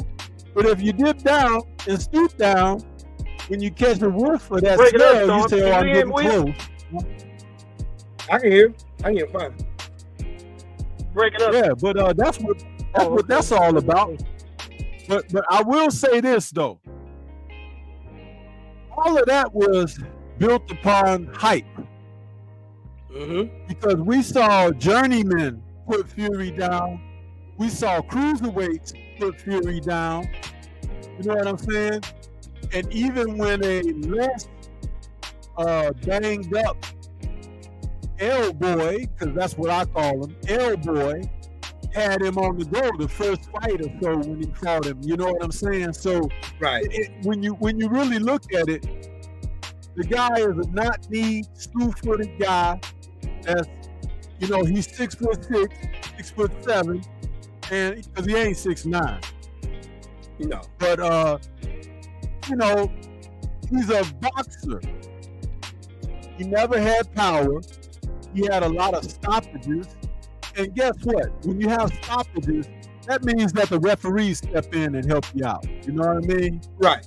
They say, "Oh, I think this guy had enough," you know, and the guy is still throwing punches back, and he's like, "Wait, don't stop," and he stops it. He got a lot of those. But well, you know, he also got some mishaps in there, huh? Haven't we seen him throw uppercuts and hit his own damn self and stuff like that? So it's like when you talk about these cats, man, you really look at it for what it is. Now, I just did my live a little earlier, and I talked about Joseph Parker. And quietly, Joseph Parker has become the fighter who has actually put together a better body of work than almost any of the other guys. Right. And we're talking easily. Parker's body of work with his victory over Zhang means that he has not only fought the likes of Zhang, he fought Wilder, he fought Joe Joyce, he fought Chisora when Chisora was out there still trying to campaign. Junior Fa, you know, Joshua, Dillian White, Andy Ruiz. You know what I'm saying? He's fought Carlos Takam. He's fought a greater body of work than some of these guys who may hold a world title, like Tyson Fury. Right. You know what I'm saying? And Parker has shown resiliency because even out of the 3 losses that he had, he was stopped once, of course, by Joe Joyce. Right. But Parker has been knocked down. He's gotten up and won off of being knocked down. And he's come back and won after suffering losses. We see guys who have had their records padded and protected and kept away from guys who could give them losses. It's one of the reasons why I appreciate Parker stepping up and fighting Ngannou, because when he got in there with him, which of course after the Joe Joyce knockout, you know he looked like he might be bringing something. But Parker snatched the curtain off of him and let you know that as long as you go past 3 rounds with this guy, he don't train. So it's like he doesn't have punch output, he doesn't have stamina, he doesn't have ring smarts. He just thinks that he's going to go in there and outstrength people, which ironically is very much in common with Joyce, who was doing the same thing. And he stopped Joyce. But anybody who has any semblance of talent, ability, ring IQ, boxing skill can do the same. So I would rather speak up Joseph Parker over Fury and Joshua, to be perfectly honest. I would. Ain't no way Anthony Joshua number 2 over like box rate rankings is stupid as fuck anyway. It's stupid. They got Wilder ranked at 17. They got him ranked underneath Luis Ortiz, who he beat twice. Well, this is the thing about Wilder, and I love him as much as everyone else in our community and everything. But I'm a little bit more firm in my approach with what I want to see. And what I want to see is not unrealistic. And what I do see is not pleasing to the eye. He's not showing me that he wants this. That's an honest assessment. You know why? Because everyone that fought on that card that night that he lost to Parker is either fought already, just fought, or got a fight on the horizon. What's going on? What are you doing? If you want to make your music and do your things outside the ring with your family and everything like that, that's great. Do that. You earned that. Right. But don't be hanging around the precipice of a sport that requires that you, as Bud Crawford has said, get active. Because Parker and Joshua have shown that they two, the most active heavyweights over the past year, that's true, have had the greater success. That's true. That's true. I don't care if you got the right hand of Milner. You cannot be sitting around while the sport passes you by and think that you're just going to catch on to the passing car like Jackie Chan with his umbrella on that bus. You can't do that. You got to get in the fray. You got to get hit upside the head. You got to get mad. You got to hit somebody else upside the head. You got to get down to business. Because this is a hurt business. It ain't a brother love business. It ain't, hey brother, I love you, you my mans and all of that. No, it's like, hey sucker, you know, I want to be better than you. Let's get in here. To get to where I need to get to. Exactly. And see, that's where I'm from. That's right. the cloth. Because you could be all that peace when it's done. Right. Like he did against Louis King Kong Ortiz. Exactly. It's evident that can happen. Because it happened with him and Louis King Kong Ortiz, and they had 2 great fights. Right. The first one was hell. Because I was scared. I thought Wilder was gonna get knocked out in that fight. To be real with you. You know what's funny? I never thought he was gonna get knocked out. I thought it was. I was scared. I ain't gonna lie. Let me explain. I never thought he was gonna get knocked out. But I knew that it was going to be competitive because that's why so many others had stepped away from King Kong. Right. But what I liked more than anything was when King Kong turned up the competitiveness in the fight with him, which means he put Wilder in peril. It was the way that Wilder responded to the moment. Right. Even Evander Holyfield, who was interviewed after that fight, my favorite fighter, said he really saw something in Deontay that he didn't know was there. He said that when King Kong got him in trouble, he went at King Kong. He didn't run away. He didn't cower up and block. He went to the guy. He stepped to him, got close to him, tied him up a little bit, and started punching back. It was like, see, you never know until a fighter gets put in those situations, how they're going to respond. Now, how many of these other top heavyweights have been put in that type of position and you've had a chance to see them respond? Only Joseph Parker. Right. When Joshua was put in that situation, he lost to Ruiz. Yep. And he lost to Usyk too. And he lost to Usyk. Tyson Fury was gifted the decision over Wallin. Wallin should have had that fight in the bag on a stoppage because his cut was bleeding so bad, but they let the man lose about a pint of blood so he could get to the scorecards so they could rob him. Because Wallin didn't punch hard enough to get him out of there with knockout power. Right. But Fury didn't punch hard enough to get Wallin out of there with knockout power. So they let the fight just go to the end, and then they give him the fight on the scorecards. You know, so that he hasn't proven anything to me. Now there are people who want to say, well, he proved it when he was in the fight with Wilder and he got up. Let me tell you something about that. Those are falsehoods because the first fight was a KO victory for Wilder. Fact. And whatever Jack Reese did in that to assist Fury being able to complete that fight, that's what he did. And then they did the rest of the shenanigans on the scorecards afterwards. In the second fight, we historically have talked about that. We know what's up. In the third fight, Fury went down twice in that fight and could have been counted out both times, but there was a delay. All of a sudden, the referee wanted to play traffic guard and wanted to direct Deontay Wilder to a neutral corner that he was already headed in and decided to redirect him into another neutral corner at a further distance across the ring. And then when he resumed the count, he picked the count up from where he stopped counting. Instead of outside the ring counter was already on 7, 8, 9. The guy had picked the count up at 3. What the fuck? Thank you.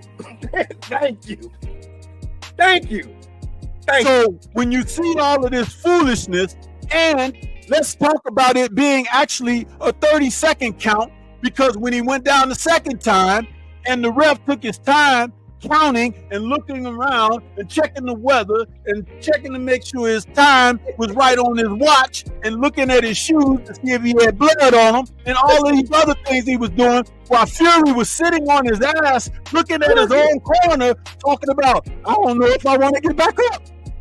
The ref kept counting slowly, so Fury was like, oh shit, I gotta get up because they trying to help me here. You see?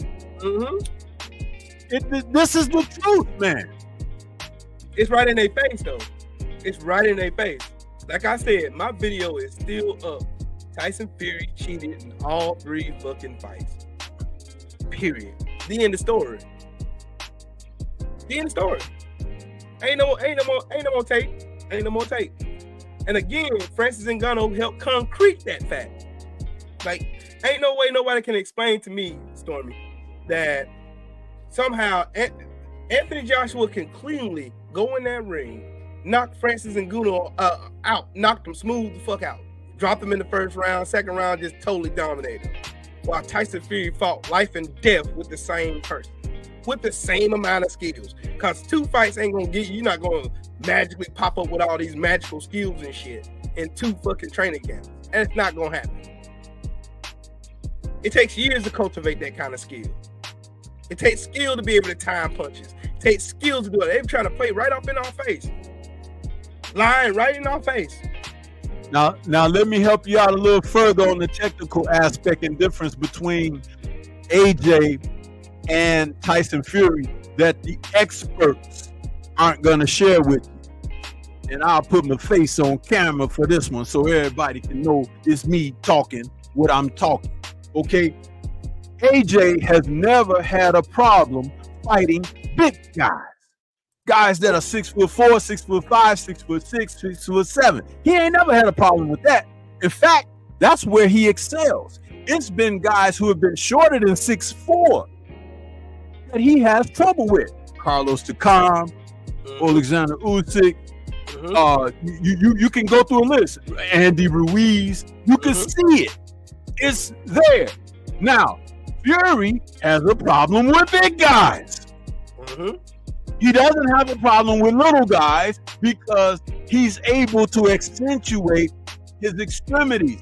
The 84, 83-inch reach, whatever it is he has. Typically the weight that he likes to lean on people and kind of bully and push them around and stuff like that. But a bigger guy with the same type of distance and reach and stuff like that, that's where he has trouble. And that's why when he got into the situation where they realized they were going to have to fight Wilder in a rematch, he reached into his Felix the Cat bag of tricks because he couldn't beat Wilder on the straight up. And even though they would say technically he was a better boxer than Wilder, Wilder had even talked about the guy can't punch. He don't have punching power. Wilder said this after the first fight. He was like, this guy, man, it's like they got snap on him, but he was like, there's no power. Nope. And so after hearing Wilder said that, Sweet and Low and all them other fools over there that do what they do, they was like, well, we got a trick for him, huh? And shout out to Nicholas Asbury who exposed that. Yep.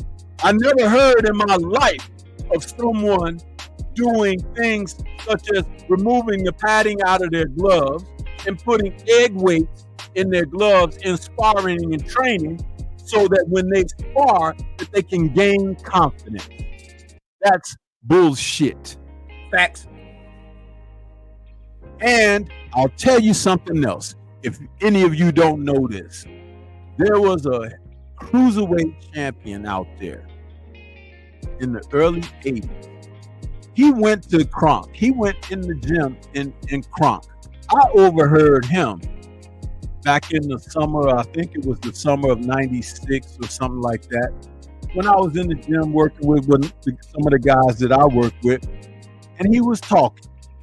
And he talked about going to the Kronk gym, and he said that he was sparring with some Kronk fighters over there. I'm not going to give names, but what he said was, when they got through sparring, he noticed that, some of the guys' punches, it was like, it felt kind of funny. It was like, it didn't feel like normal punches.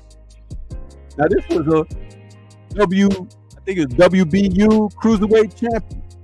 If you know boxing and you know your history, you'll know who I'm talking about, because I'm not mentioning names. But he said the guy he was sparring, one of Emmanuel Stewart's fighters, took his gloves off and an egg weight fell out of the glove. So what I'm trying to tell you is these kind of things have gone on a long time. And where did Fury go to get that rematch underway against Wilder? He went back to the Kronk. I promise the Kronk, the whole Kronk, nothing but Kronk. Hey, Stormy, they ain't gonna answer none of the questions, dog. It's gonna and be you know who else is familiar with that? Mr. Breland. The man who said, I didn't even give him any Wilder. But if you watch the second fight, every time Wilder's walking back to the corner after the bell ring, he meeting him with pouring water in his mouth. Not waiting for him to come back and sit down. He's meeting him. Go back and watch the film for yourself. The bell goes ding. Breland's in the ring, meeting him, coming back to the corner, pouring water in his mouth. In other words, hurry up, Ninja, drink some more of this. Yep. So we can get out of here. You just noticed that Wilder he didn't have like the activity of his limbs. He was holding on. His legs was gone. He was holding on to the rope. He was standing on the rope like this, just holding on, like barely standing up. Listen, a couple of those knockdowns, they were like balance situations. Like when Fury hit him with that body shot and his legs went up from under, it wasn't he went down from like a liver shot or something. It was like his legs were gone. They were done. Like spaghetti. But check it out. These kind of things are evident. They are there across the board. And guys who are involved in the sport of boxing, they know these things.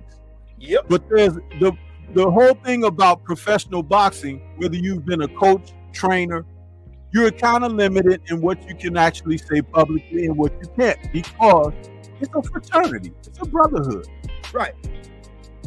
And it's almost like giving away secrets. Because if you it's like you might have something going on in your family, and you got certain aspects of, there are people in your family that don't like each other and don't get along or whatever, but you ain't gonna tell outsiders what the deal is, because it ain't their business, right? That's true. That's true. That is true. You remember, I was watching a documentary on the color line and the integration of black fighters in boxing, and I was listening to them tell stories about how the referees, how the judges, how the sanctioning bodies were all at dinners and stuff being paid to throw fights and all kinds of stuff. And people trying to look us in the face as the LDBC, and we're out here sounding the alarm on the shit. And they look at us like you're delusional, bro. You're delusional. Yeah, you don't know what you're talking about. Yes, we do. Cheating is in boxing. How do you think Daniel Kinahan got so he was able to move around freely, unchecked? This man is a whole cartel boss. Got bodies on him. Wanted by Interpol. Wanted by the United States Treasury. But then they can't put two and two together. Shooting up weigh-ins, strong arming promoters and managers and trainers over in the UK and in Europe. Going in there, you got certain guys that have been former fighters who were managers. Going in there, strong arming him out of his talent. Telling them your boy is with us now. And McGuigan's like, oh, what are you talking about? He's like, hey, listen, you could either sign a release or we could take your brains on the contract. Either way, your boy going with us. Facts. And that documentary, nobody talks about that documentary no more. Nobody talks about it. They don't talk about that documentary no more. When the BBC, because there are too many people currently that are attached to what's going on and who have either benefited from it economically or even in status, and there are fighters presently whose careers have been affected either positively or negatively. See, I told you. Still can't answer the question. You can't answer the question. Delusional fanboys. Answer the question. Since I'm delusional, fill me in. I'm delusional. Since I'm delusional, E-Hope Jeff. Answer my questions, homie. Stormy B-Man, he done put out a whole bunch of concrete out here on this here driveway, homie. Y'all can't answer nothing. Y'all can't answer a damn thing. Not one fucking question. You ain't answer nothing. Oh, delusional Wilder fanboys. Ooh, that hurt my feelings. I'm gonna go cry in a corner now. You still can't answer my questions. Y'all won't, cause you can't. Cause that forces you to be honest with yourself. That forces you to be able to tell the truth for once in your lifetime. That ban list wasn't released yet. It's a lot of fighters on that ban list at this point right now. I think at the time, the last I heard about it was over 600 fighters on that. 600 people on that list. 600. 600. They cannot, like I told y'all, when I told y'all at the beginning of this video, they're not going to be able to answer none of the stuff that we have set up here and said, and we broke down. This shit is proven by fucking videos, proven by articles, all this shit. They can't do it. All they can do is just say, y'all are delusional. You can't answer none of the questions, though. So who's really delusional? You can ask me anything about Wilder. I'll give you the straight up and honest answer. It don't take no work. It ain't hard. Shit ain't hard at all. Your favorite fighter has to cheat in order to beat Wilder. A so-called one-trick pony. And what is supposed to be delusional? What is supposed to be delusional? When I've given, and Will has given, facts, evidence.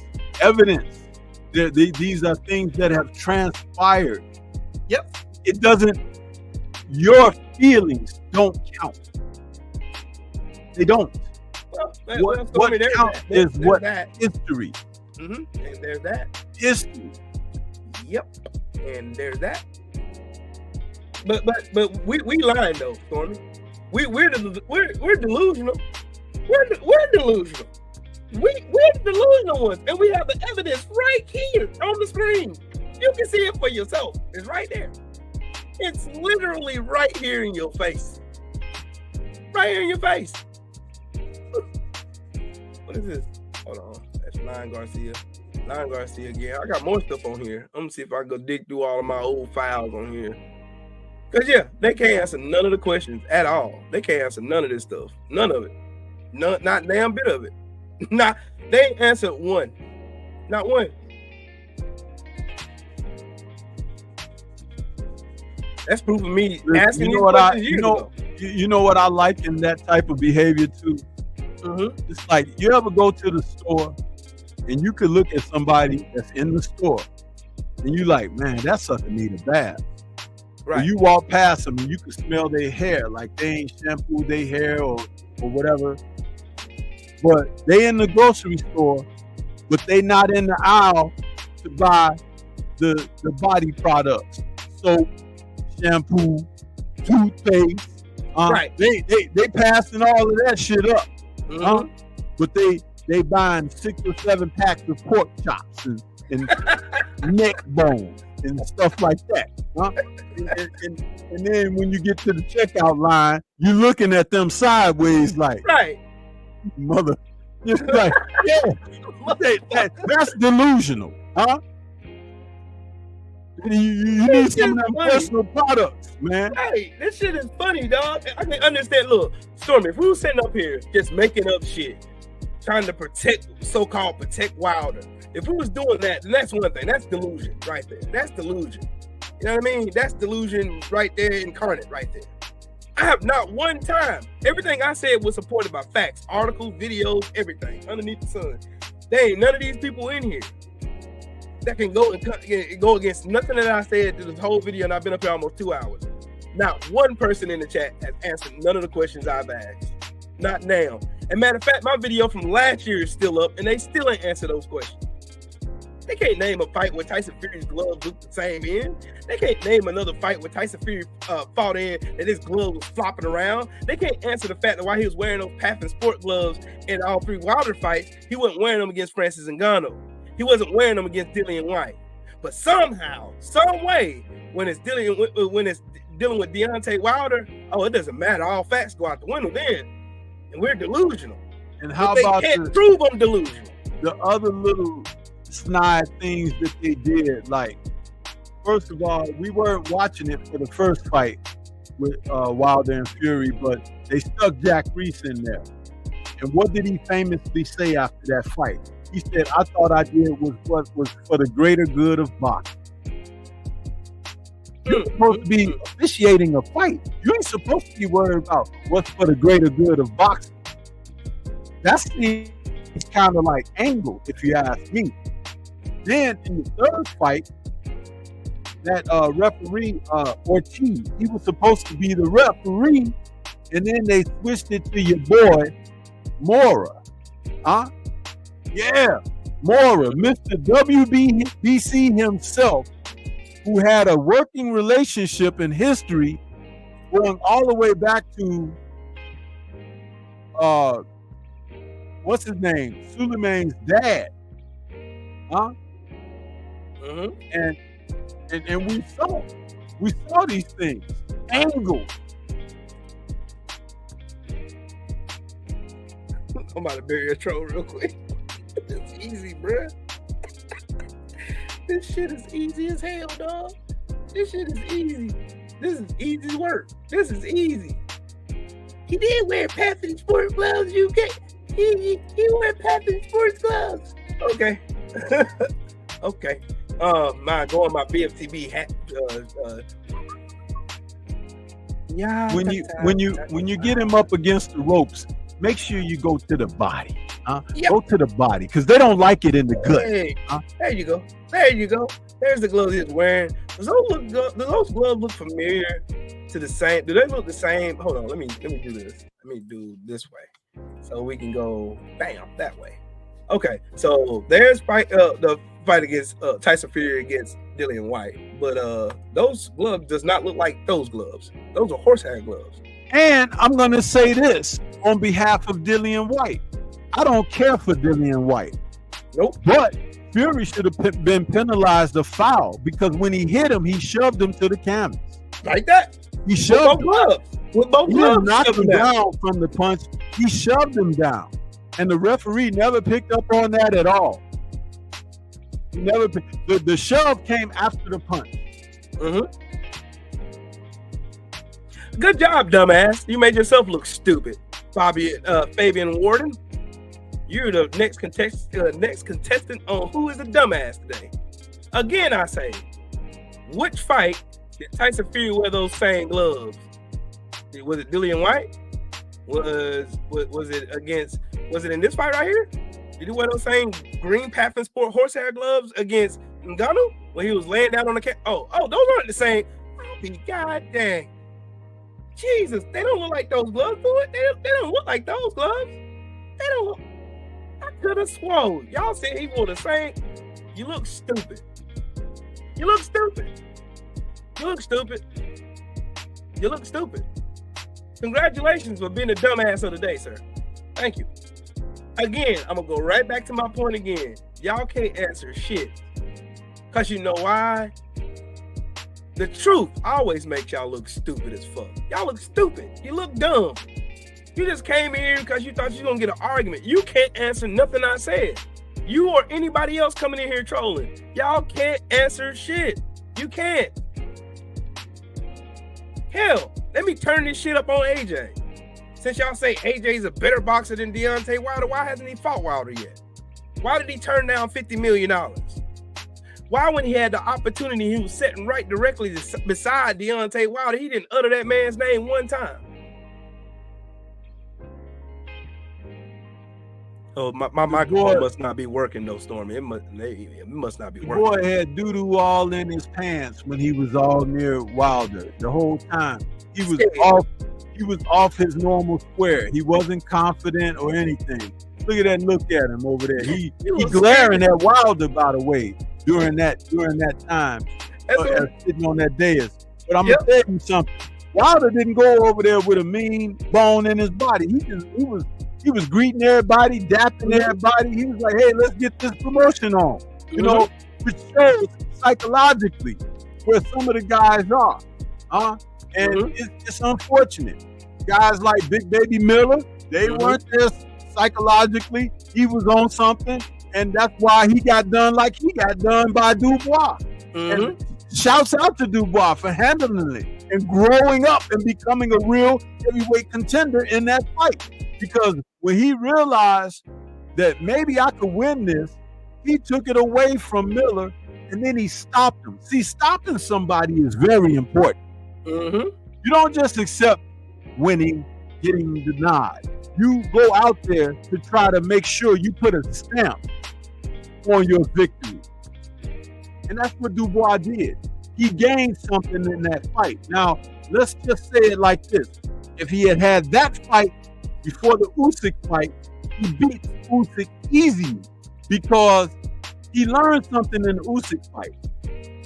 Knocked down and everything, the controversy, was it low, not, yes, whatever, but it messed with him psychologically. Right. And then later in the fight, as he came apart and Usyk came on and took things to him, he had a mental setback. And it happened. But the reality is, guess what he did? He got right back in the ring and participated in this event. And look who he beat. He beat a guy that we needed to see get his ass beat. But he did it in a very good way. Now, you got people that don't want to say his name, meaning Dubois. There's people that don't even want to, I don't know, because he might be a little dangerous. That's a greater position to be in than for someone to say, oh, he quit.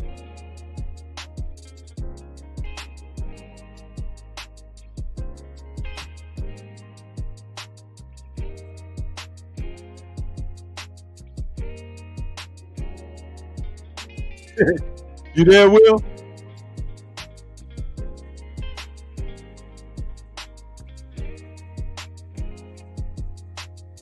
Hold on, Storm. I'm trying to. My daughter's gonna go to the grocery store. I'm about to cook in a little bit. Oh yeah. Yeah, I'm about to get in there, bang some pans, buy some pans, my boy. Hey man, I had mine on since this morning. You know, I can give you the rundown if you want to take some notes.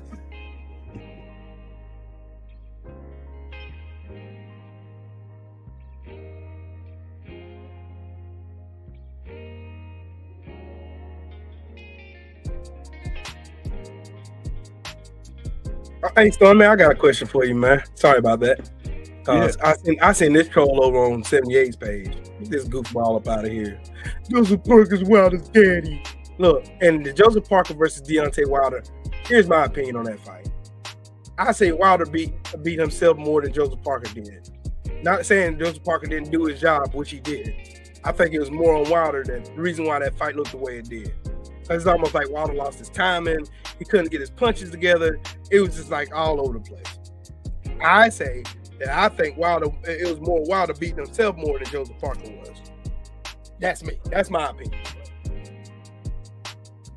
Like Joseph Parker, daddy, they didn't get that. Well, no, what happened with the fight with Wilder and Parker is this. If you don't fight, if you don't show aggression, if you don't let your hands go, if you don't have the intent to inflict harm on the other guy, and the other guy is performing, is making effort, you won't get the decision. That's what happens. That's boxing. How many times have you guys heard it said, listen, hey, AB, and I'm talking about Broner, for his last 6 or 7 fights, people been talking about, well, AB can win if he just let his hands go, But I think his hands are too busy texting, and writing comments. They should be in some gloves, hitting an opponent or something. But, you know, I think he gets in the ring and he be sitting on the stool, you know, sending out social media messages or something instead of facing somebody. And that's why he in the predicament that he in now. Right. But yeah, listen, it happens. The real thing is going to be how Wilder responds to the situation. Right. Because if he doesn't respond, you can say what you want to say. But if he does respond, and that response is in the affirmative that he really wants to do this, and he's back to show and prove and this and that, and then you'll have something to go on. But until then, hey, you know, every dog has his day. Right. And there are times when you win, there are times you lose, there are times you draw, and then there are sometimes you don't even get considered. So, and he's been on each and every one of those sides of circumstances through his career. That's just like he's not the easiest guy to find an opponent for because people know how dangerous he is. That's not lost on me either. That he could get in there and actually hurt somebody and beat somebody up. Right. Well, other guys know that, well, it's going to be a tough 10, 12 rounds. You know, I'll go ahead. But with him, you got guys looking at that damn knockout history, and they're like, do I want my brain scrambled? Do I want to take that risk? That's why I say give Parker a lot of credit. Parker has been in there against guys that will scramble your brains. Right. I give him that. Like I said, I'm not gonna take everything. And again, I'm gonna go back to my point. But he's deserving of that more than Joshua is. That's true. I agree with that, Stormy. But like again, I say in that Joseph Parker fight, I think it was more on Wilder. That it's more fails on Wilder, not punch placement, not doing it, just his ring rust and all that in general, that made that fight look as bad as it did. That's why I say what I said. You know what I mean? Not taking anything away from Joseph Parker, because Joseph Parker did exactly what he was supposed to do. You know what I'm saying? It's not his fault that that he's been out of the ring that long. It's not Joseph Parker's fault. Right. You know what I mean? So, I mean, I can't take that away from him. I'm not going to. But at the same time, you still got to acknowledge the fact that Wilder wasn't the Wilder we're used to seeing. His punches went together. He didn't even set up a nice 1-2 the whole fight. Yep. You know what I mean? So there's that. But again, once again, why, if that was the case, then why did Anthony Joshua take full advantage of that? He still didn't utter that man's name. Not one time. Yeah, I'm gonna step away from the mic for a second. I gotta check on something. I'll be right back. Go ahead, bro. I'll be right here. That's funny to me. Y'all still can't go and answer the daggone question. You can't answer the question. Y'all say, man, y'all delusional. I'm delusional, but y'all can't answer shit. I'm delusional, but you still gonna make up the lie like Tyson Fury wasn't on his back against Deontay Wilder. Y'all gonna make that excuse up? Hold on, I got something for you. I prove this man was knocked the fuck out. Where is that picture at? Where is that picture? I know I got one of them in here. I know I got one. Where is it? Where's that picture of Wilder knocking Tyson Fury on his ice? It was in here somewhere. I know I got this one. I know I got that one where he knocked Tyson Fury ass out. And that one too, where he knocked his ass out. Yeah, and knocked his ass out. And this one where he beat the fuck out of his ass. Yeah. I don't want to hear none of y'all excuses. Y'all can keep making up excuses. Y'all can keep saying what you want to say. I don't give a damn. Again, I go right back to my point again. I'll go right back to my point. Right back to it. Like I ain't missed the beat. Again, I'll say, Francis Ngannou proved in both fights with Anthony Joshua and Tyson Fury himself that Tyson Fury had to cheat in order to beat Deontay Wilder. Period. And y'all can't prove it otherwise. Because if he would have been as dominant on his own being against Deontay Wilder, that shit would have translated into the other fights he got into.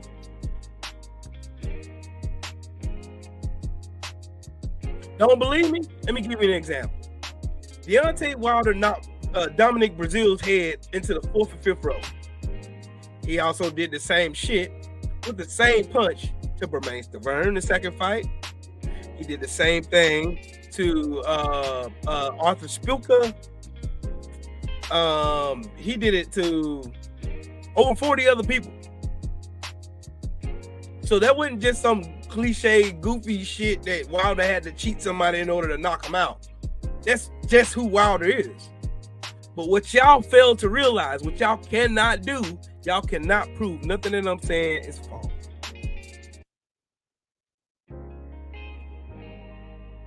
That's why the LDBC is it's the one of the most talked about brands on YouTube. That's why there's so many negative videos about us up here. Because y'all know we telling the truth. But y'all so full of shit, y'all are never going to acknowledge it. You're never going to. In y'all heads, y'all think Tyson Fury is the best stand-up boxer, even though y'all can't prove it. You still believe that Anthony Joshua got more power than Deontay Wilder, because y'all think, because he knocked out an MMA fighter who only had 2 fights, the second one being with Anthony Joshua, that somehow makes him more powerful of a puncher against the guy who got 40-something knockouts, who knocked Tyson Fury out twice.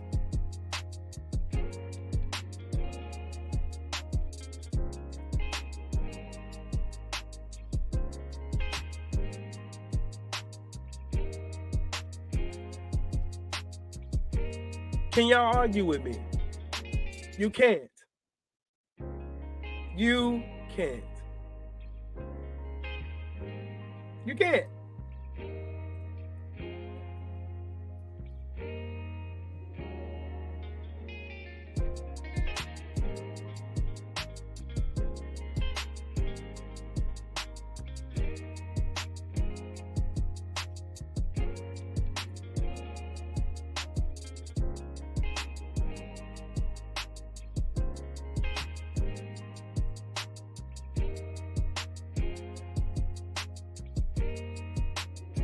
I gotta find what kind of.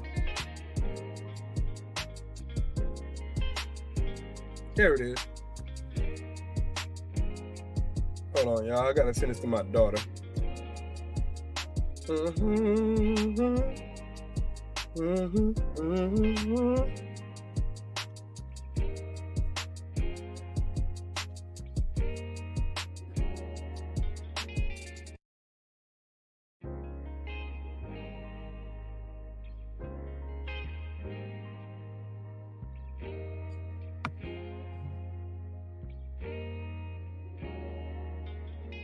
Mo boxing.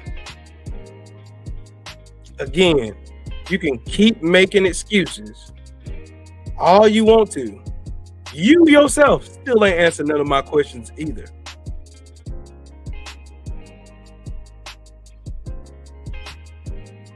Andrew 100, I agree with that. I agree with that. That's why Anthony Joshua ducked him when he was a WBA mandatory. That's why he ducked him. They are not going to answer none of my questions. They're not going to, because they can't. Because I'm kicking their ass. They can't answer it because I'm kicking your ass. You can't do it, Mo Boxing. You can't do it. Nobody else can. Y'all can't do it. You can't. You can try. All the trolls that came in here, none of them still answer the question. Y'all make sure y'all smash the like button in this show. All that good fun stuff. Make sure y'all smash the like button. And also donate to the channel, man. I'm going to say it again. Messenger 215, why you ain't got, I know you LDBC. Why you ain't got no wrench, homie? Hold on, let me fix that for you. I know you LDBC. I know you LDBC. So why you ain't got no wrench, man? Y'all still ain't answering the question, dog. Y'all just coming in here just chatting and talking shit. That's all. What's up, TD Sports? What's up with Terror Squad Thomas in the building? What's good, bro?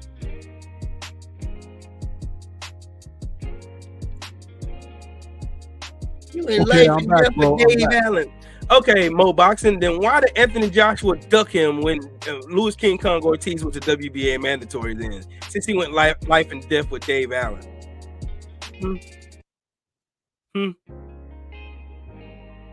Oh, that's what I thought. Mo Boxing, you just like to cook with semantics and bullshit and hope it sticks. But my gunnery sergeant always told me something, and it always made sense to me. He said you can either dazzle me with brilliance or baffle me with bullshit, but you can't do both twice in the same day with me. And you can't. Anthony Joshua is terrified of Deontay Wilder, as he was terrified of Louis King Kong Ortiz. That's why they ducked him for as long as they did. And then when he got too old, now he's the old man. When Wilder fight him, all of a sudden he's old. Oh man, Louis King Kong Ortiz is old, man. He's an old man. Was he an old man when he was a WBA mandatory? Whoops. Whoopsies. Whoopsies. Whoopsies. Y'all can't answer shit. Y'all can't. Y'all try. You fail horribly, dog. You can't answer because you know, and I know. We all know. We all know Anthony Joshua knows good and damn well what's going to happen when he get in that ring with Deontay the Bronze Bomber Wilder. We all know. We've been telling you that. I've been saying this shit for years. Get his ass in there against a fighter now. Y'all got so much confidence in your mans. All these brand new, fresh out the box Anthony Joshua fans done popped up out of nowhere, didn't they, Stormy? Didn't see none of they motherfucking asses when Usyk was piecing his ass up with a straight left jab all fight. And he didn't move his head off the line one time. boop, boop, boop, boop, left hand, boop, boop, boop, boop. All you seen was Anthony Joshua head flicking back and forth, getting punched in by Usyk. Alexander Usyk was putting them paws on his ass. Putting them paws and tips all on his real weak ass. Yeah, hey, Beige, I know, Jake Paul over here fighting senior citizens and shit. But guess the reason why Jake Paul can fight senior citizens? You know why? Because of fighters like Anthony Joshua. Because of fighters like Tank Davis. Because of fighters like Shakur Stevenson. Because they gave him the gateway. They opened the door for him. Please come in and fight some bullshit, fight some circus acts so that we can take our eyes off real fucking fighters. Please. It's called fetch and throw. Oh, we're gonna act like we're gonna fight a motherfucker, but we ain't really gonna do shit. Am I wrong or right, Stormy? Am I making up shit or am I chatting shit? Not at all, bro. Because why is Jake Paul here? Why is Jake Paul here? Why is there a Jake and Logan Paul boxing? Why is there KSI? Exactly. Why? They can't answer that either.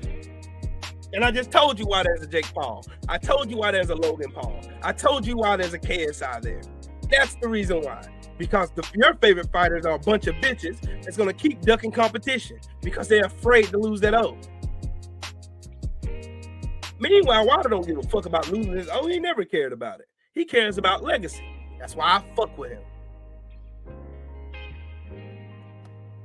I don't care if it's an exhibition fight. That shit wouldn't have existed back in the days of Hagler, Hearns, fucking Ali. That shit never would have existed. You wouldn't see no fucking Jake Paul with those side circuit show. You wouldn't see none of that shit.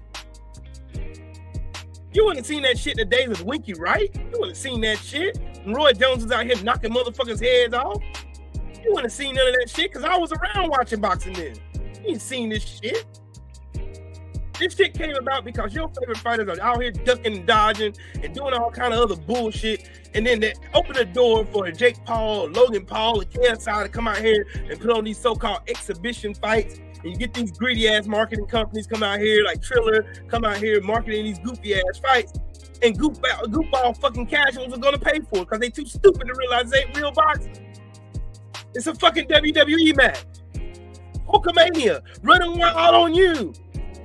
That's why it makes me mad when I see these fucking Tankamaniacs running around here talking about what Tank coulda, shoulda, woulda did to Devin Haney when this motherfucker could fight. Devin Haney was in the lightweight division for 7 years.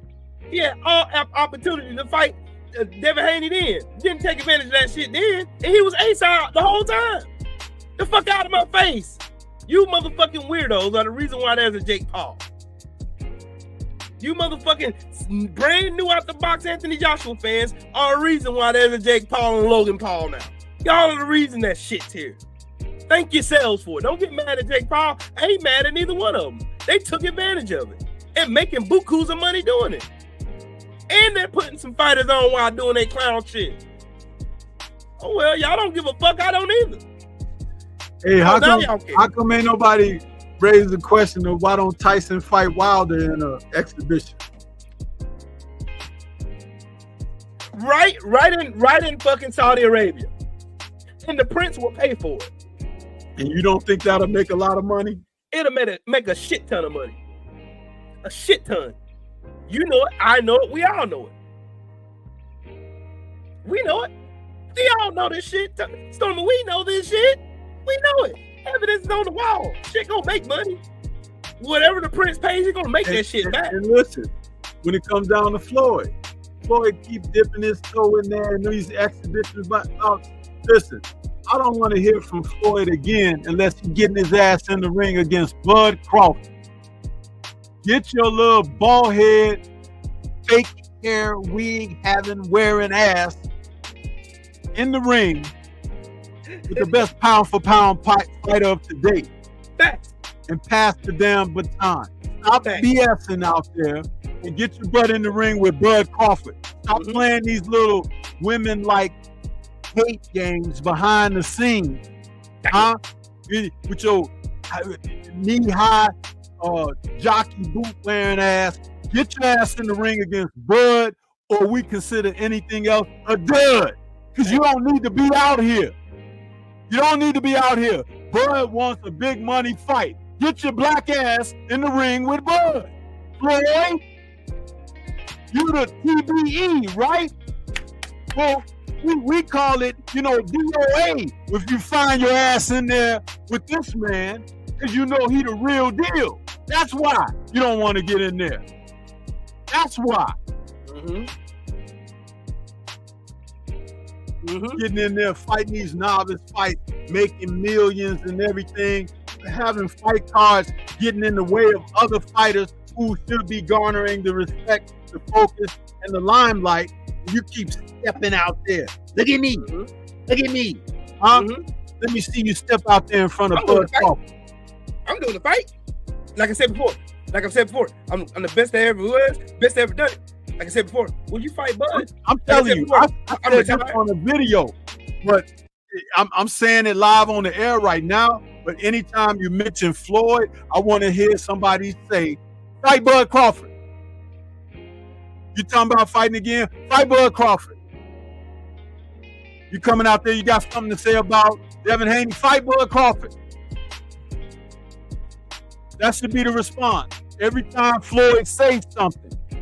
What about Terence Crawford? Why don't you fight Terence Crawford? Well, first of all, I'm retired. Well, shut the fuck up. Exactly. You retire when it comes to real competition. No, Anthony Bo, he ain't the real fucking Boots. Yeah, Boots got next. I still say that, though. Boots got next. Boots got next. Don't care. Boots got next. You know what? The messenger says you don't trust Tyson. He might take the dive. Listen, I ain't trusted Tyson since he decided not to fight Buster Douglas in a rematch years ago when he had the opportunity to. See, y'all don't know about that duck game because some of y'all just knew on the scene. But he ducked Buster Douglas years ago in a rematch.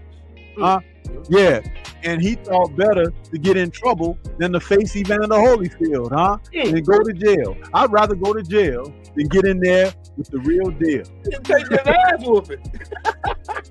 Yeah, take his ass whooping. And then came out fighting soft touches and everything. And Don looked at Holyfield's fight against Bobby Tez and said, "You know, Mike, I think you might want him now because he's looking kind of worn out. He done had heart problems and everything.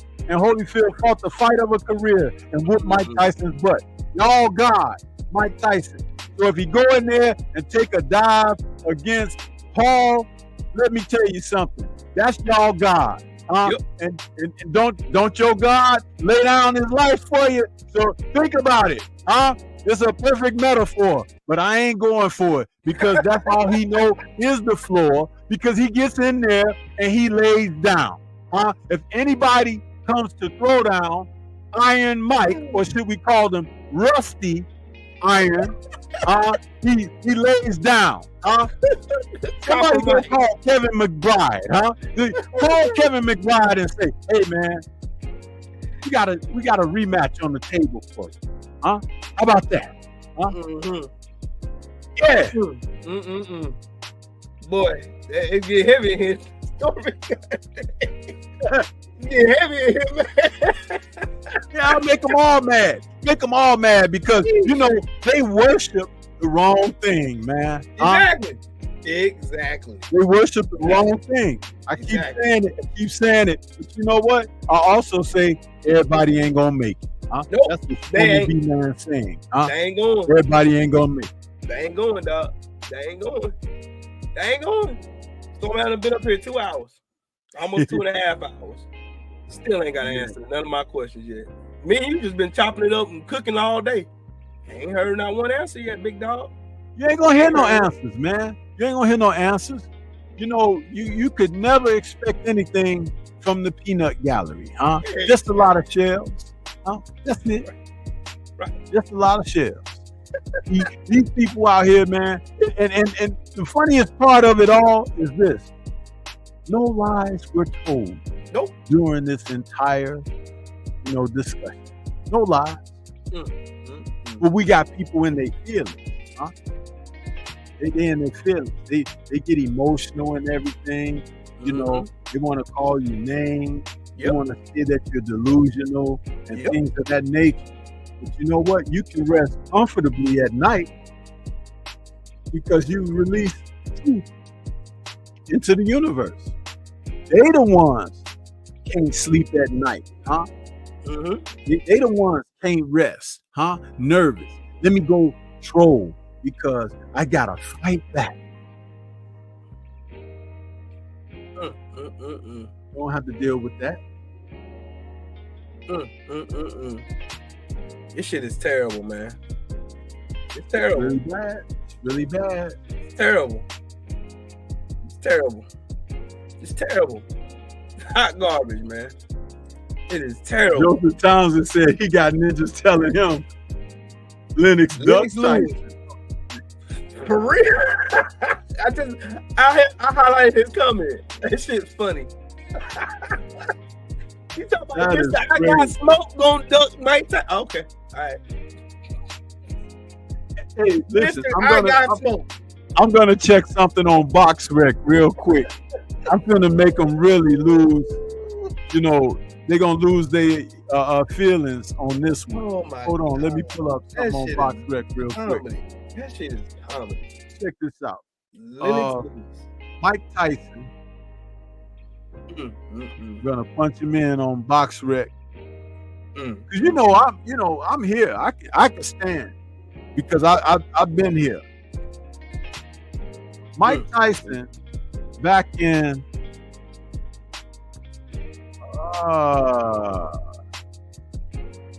August of 1995 when he had his first comeback fight against Peter McNeely. That's when he came back to the ring. He fought again in December of 1995 against Buster Mathis Jr. Again, a fighter that really didn't belong in the ring with him. Right. And then that led to a March 96 fight for the WBC title against Frank Bruno, who won that title from Oliver McCall. Okay? This is where it gets interesting. When Frank Bruno lost his WBC title to Oliver McCall, won it from Oliver McCall and lost it in March of 96 to Mike Tyson, guess who was the WBC #1 contender?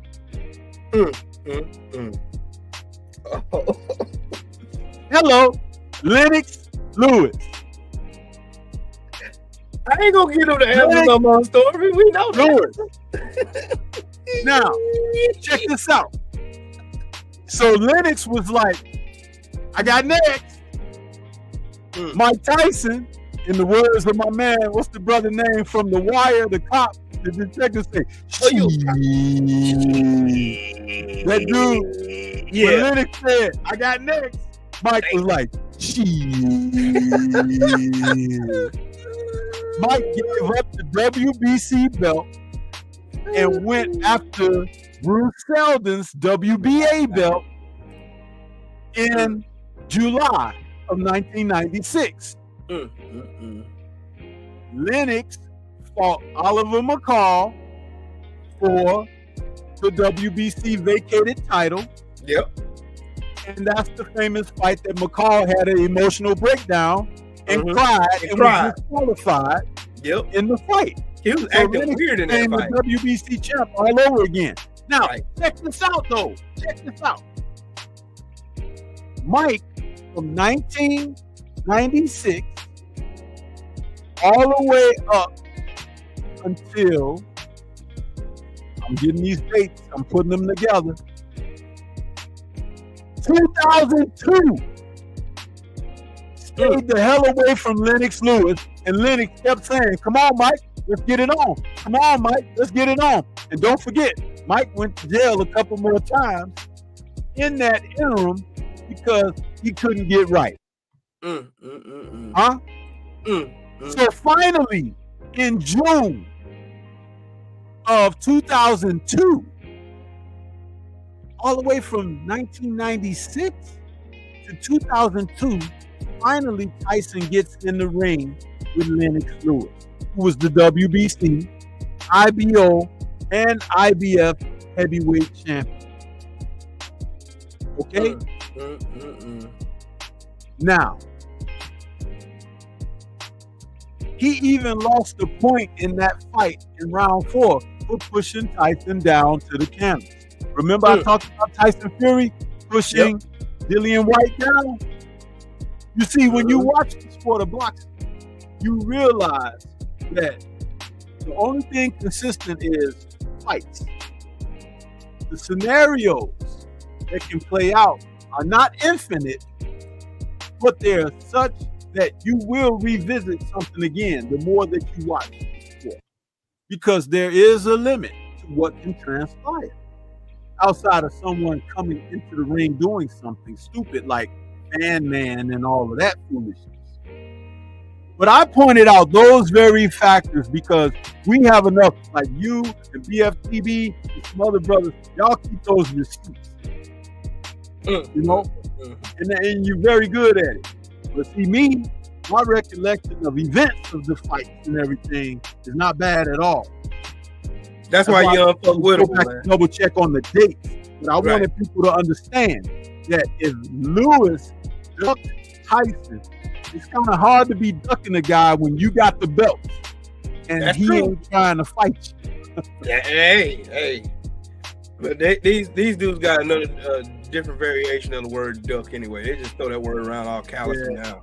Yeah. They just throw that word out, duck. Oh, you a duck. You a duck. You don't even know what you're talking about. It's like they use the word snitch. Oh, you snitching. You don't even know what the shit means. Shut up. These dudes are fucking goofballs, dog. I think I rest my case. I ain't got no more tape left.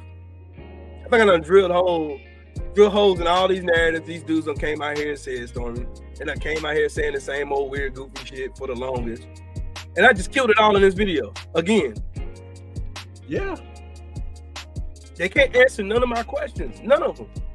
And they can go right back to the beginning of this video and I ask them right straight away on the video. So ain't no, I gotta go dig. Ain't nobody digging through all that, man. Ain't nobody digging through all that. That's on you. You proved me wrong.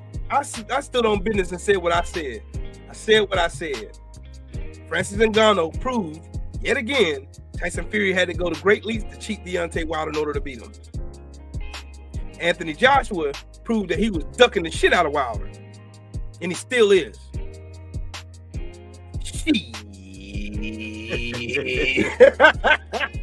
You got anything else, Stormy, man? I'm gonna get up off here, man. No, man, I'm good. I'm good. I'm gonna go in here and eat me some of these good vittles I done cooked up today, man. What you cook today, man? Dude, let me tell you something. I had me some green beans and white potatoes, some baked chicken, man. Okay.